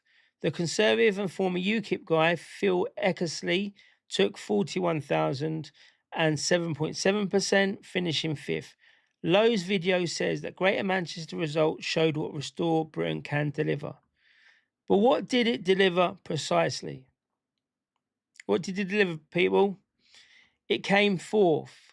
It was beaten comfortably by the Green Party, which took 64,000 votes. It beat the Conservative Party by 5,000 votes in a collaboration where the Conservative Party has effectively stopped campaigning. Every Restore first preference to Reform first preference, and if you add every Restore first preference to every Reform first preference, you reach 158,000. Still, that's 90,000 short of Labour's first round on its own. Nobody split anything in Manchester. There was no prize on the table to be taken away. That is the honest reading, but it's also why the boast is so revealing. Lowe is not claiming Manchester as a win. He's claiming it as a leverage. 8.7% is worthless as a route to office and lethal as a route to obstruction. And he understands that arithmetic better than anyone else. Under first past the post, in 80 or 90 Westminster seats that will decide the next parliament, 8% is not a movement. It's a wrecking bar, and he knows it. We know it. The Labour desk officers modelling next May know it, and they were cheering about it by Friday lunchtime. Meanwhile, at Tory HQ, Matthew Parker Street in Westminster, a pall has descended. Spare a thought for the Conservatives, since nobody else will. Their candidate finished fifth, behind a party that did not exist in law before February, in a region where 2.25 million voters, fifth. Below that, the Greens were at 24,000. Below that, the old insurgency by 5. There is no spin available. There is no borough at all. And there is no ward to hold up. No line about a difficult national picture that survives contact with the sheet. It's longer than I thought. An internal argument. Let's see.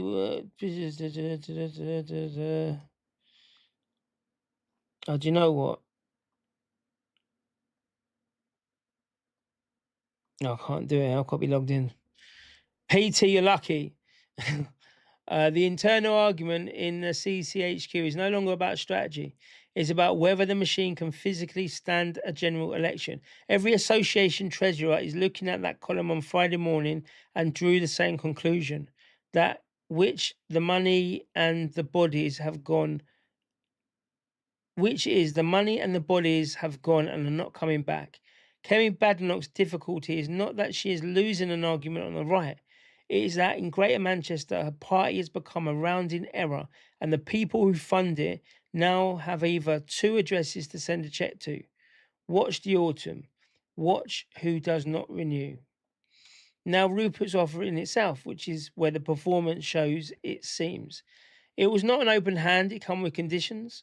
Reform is asked to reverse the course on a list of positions, among them a referendum on the death penalty, a ban on halal and kosher slaughter. Both are settled Restore policies. Both are known positions Reform are unlikely to take. That's exactly what I said.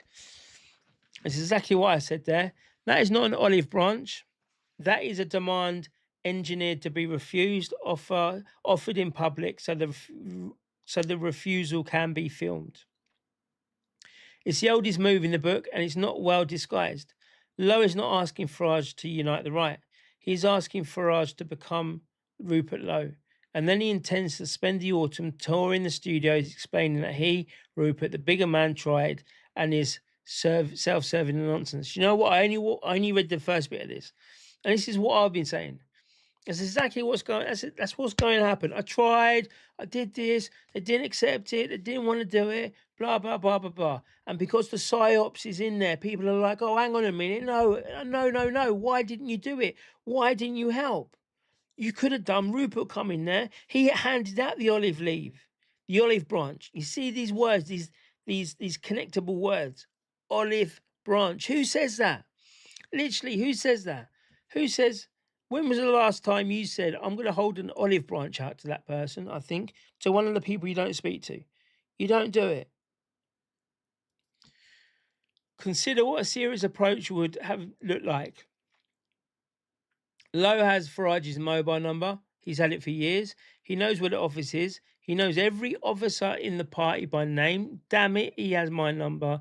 And he has sat by the parliamentary party until March of last year. Any man genuinely seeking accommodation picks up the phone and says nothing publicly and does the work in private over 6 weeks. That route was available this morning and every morning since, but he chose a production company instead. And it was a production company because that filter on there made him look 10 years younger. The medium is the message. The message is that the audience matters more than the outcome. Sadly, I think that's right as well. Yeah. Restore stood aside in Clacton. He will say so, and it is true. It is also free. Standing a candidate against Farage and Clacton would have cost Lowe a deposit and delivered him another humiliation at a moment when every other party has already announced a boycott. Declining to do the obviously stupid thing is not magnanimity. Note the timing of today's gesture arriving 11 days before that poll. I said that on my ex this morning. Well, Nigel is under scrutiny and he could do without. Lowe has chosen a moment of maximum embarrassment to apply pressure, and he called it generosity. Listen, there's only 11 days to go to the polls. Any kind of destabilization in that Clacton moment will be welcomed by every political party. They're all hoping that Binface will win. They have got, it's literally every other political party against against reform. That's what it is in Clacton. It's absolutely wild. And they're all going to put their votes behind Binface. But this is going to be a test on whether or not Binface wins or Nigel wins. I don't know. As fucking, that's the most stupid thing you said, Dan, but it's not. It's not. Because Nigel will win big time if he's only up against Binface as the major person and nobody, like all of the other parties, do not vote for him. They'll say, do you know what? We don't like Nigel, but we'd prefer him than Binface. That would show the political establishment that he is not this toxic and he's not this fraudster and everything that people say. And in fact, he's somebody that the establishment would want in Parliament. It's somebody they would. Otherwise, they'll put everything behind Binface. You remember, Lib Dems, Greens, Conservative, Labour, all them people have to do is vote for Binface. And you've got 5 versus 1. In Kent, Restore's group of 7 sits in County Hall as the third largest block. 6 of those 7 were expelled from Reform before they joined him. Their conduct since has not been cooperation with Reform. It has been the assembly of blocking majorities with the Liberal Democrats, the Greens, and whoever else is available on committee after committee against Reform administration that holds 41 of the 81 seats that it is trying to govern. That is true. Restore Britain is it is going up against them, which means a lot of the policies are very hard to put into place. And then you get this kind of mishmash of policies where we can only put through certain amounts and certain amounts can't. And you look at it and you say, why would Restore Britain? Why would they be working with the Lib Dems, the Greens and Labour? Honestly, you want to see them. They're fucking stay. In Norfolk, the arrangement with Great Yarmouth First is a truce in the coldest kind, useful to restore, corrosive to everyone else, and nobody involved pretends otherwise in private. This is the local record. It's not a partnership. It's a spoiler operation with a letterhead. I would say all of this and still leave the door open, because much of what Restore says about immigration, about the asylum system, about the state's contempt for the people who pay for it is not wrong. I have said versions of it myself for 25 years. But there is one matter on which no door stays open. A party that proposes to ban kosher slaughter is not making a point against animal welfare. It's telling the oldest continuous religious communities in this country that its practice is provisional and its presence is conditional. Lowe's own remarks about a Jewish camera. Lowe's own remark about a Jewish camera and his response when it surfaced, which was that he could not remember saying it, and if it was, he said it as a joke. Tells you how serious he takes the question. I'm not sure what he said. What did he say, chat? What did Rupert Lowe say about the Jews? The Board of Deputies asked for an apology. It did not come. Meanwhile, a cohort assembled around Restore that no serious patriotic party would tolerate for a fortnight, and Lowe has never once been willing to name it, still less expel it. We all know what that's about. It's not that squeamish is on my part. It is difficult. It is the difference between a party that could govern and a party that cannot be allowed to. Any movement that will not police its own edges will eventually be defined by them. The men currently gathering at the edges are not confused about what they're joining. We do not take the bait. We do not spend August answering it. We hold Kent and we govern it properly, because the audit trails coming out of those councils in 18 months will do more for us than any studio time. Well, I've got a few bits on Kent. They're not all. I've got an audit trail myself. Amazing. We select and train candidates at the marginals that decide power. We are keeping. I can't even read now. It's way too long. We keep saying that things that we believe about borders, the cost of the state, resorting decisions to the people they land on. And some of these things Restore also says that we do not stop saying them because he says them too. And that would be like his own kind of vanity.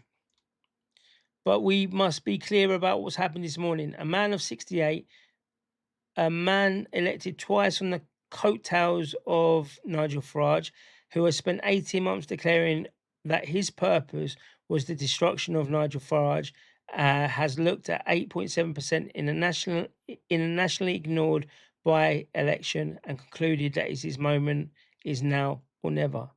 It's not unity he wants, it's relevance, and he's not in a hurry for it. Right, I didn't know it was that long, but once we start, we always stop. So go to Gwen Taylor's thing on Substack and watch that, and if Gwen Taylor's involved in that, I want him to take a look at the Black White Unite situation as well, because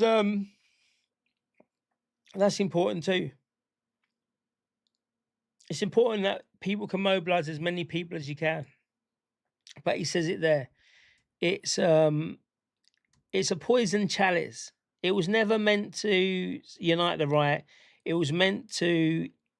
It was, as he said it perfectly. It was meant for him to turn it down publicly, and then go on the podcast and go on the circuit and go on to all of the places that he can and say that I tried, they refused it, so they refuse your rights or whatever.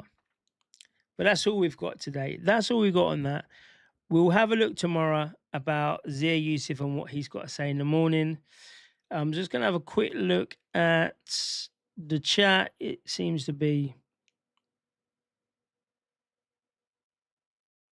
Yeah, it's the same old thing. It's the same old thing that's been going on for... I don't know this person. I don't know the person, but we don't blog. We don't do any of that shit. We just try and mute for 5 minutes. A bit of cool down time is what people need.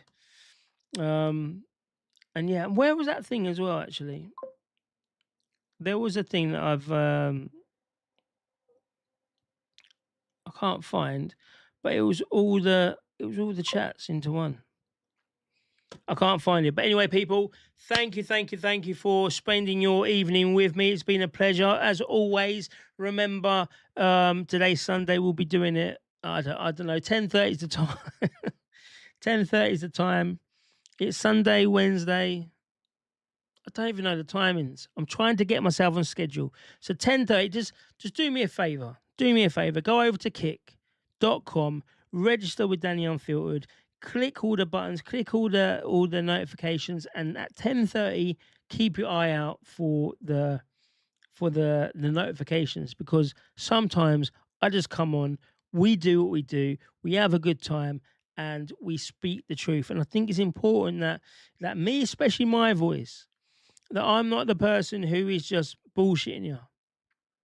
I've been through too much on these accounts to be even caring about monetization, to be caring about anything like that. All of it comes through yourselves, from the things that you do. And oh my word, I'm trying to get it up there. The things that you all do is where we get it from. Am I pasting that? Yeah. So, like the buy me a coffee, we are gonna be doing this now. Why not? See, with the buy me a coffee, it's only a $5 a month, but these things here will help the podcast get bigger and better all the way through. Obviously, there's things that we need, there's places we need to go to, and all of these things, and be able to get our investigative journalist hats on, because a lot of these times we are seeing, and the link for that is in the pin message as well. So if you want to join the buy the coffee crowd, then please do that. That is a much better way than a YouTube membership. But the best way of all is to get onto Kick and press subscribe, because then we can keep talking, we can keep conversating. But the more that we can generate in our own podcast, the more places we can go, the more we can talk about outside of the studio. And I think it's important, whilst there's a lot of people who are following the same type of narrative, right? It's people you trust, and they follow the same narrative. And my voice is, yeah, just putting the cat amongst the pigeons, and sometimes, or mostly, playing devil's advocate, but with the truth and putting the facts to the people. That's all I can do. But people, thank you for tonight. God bless you, Dizzy for Jesus. Thank you for coming down. UTK Blue, yes, thank you. XO Submariner, again, legends in the game. Every night, these people always turn up when we turn up. And everyone else, Rebellion, Band Again, thank you all for coming. UTK Blue, I think I said you again. Curse 10, everyone. HM, Miss HM, and all the ones that I've forgotten. But good night, God bless, and I will see you on the next one.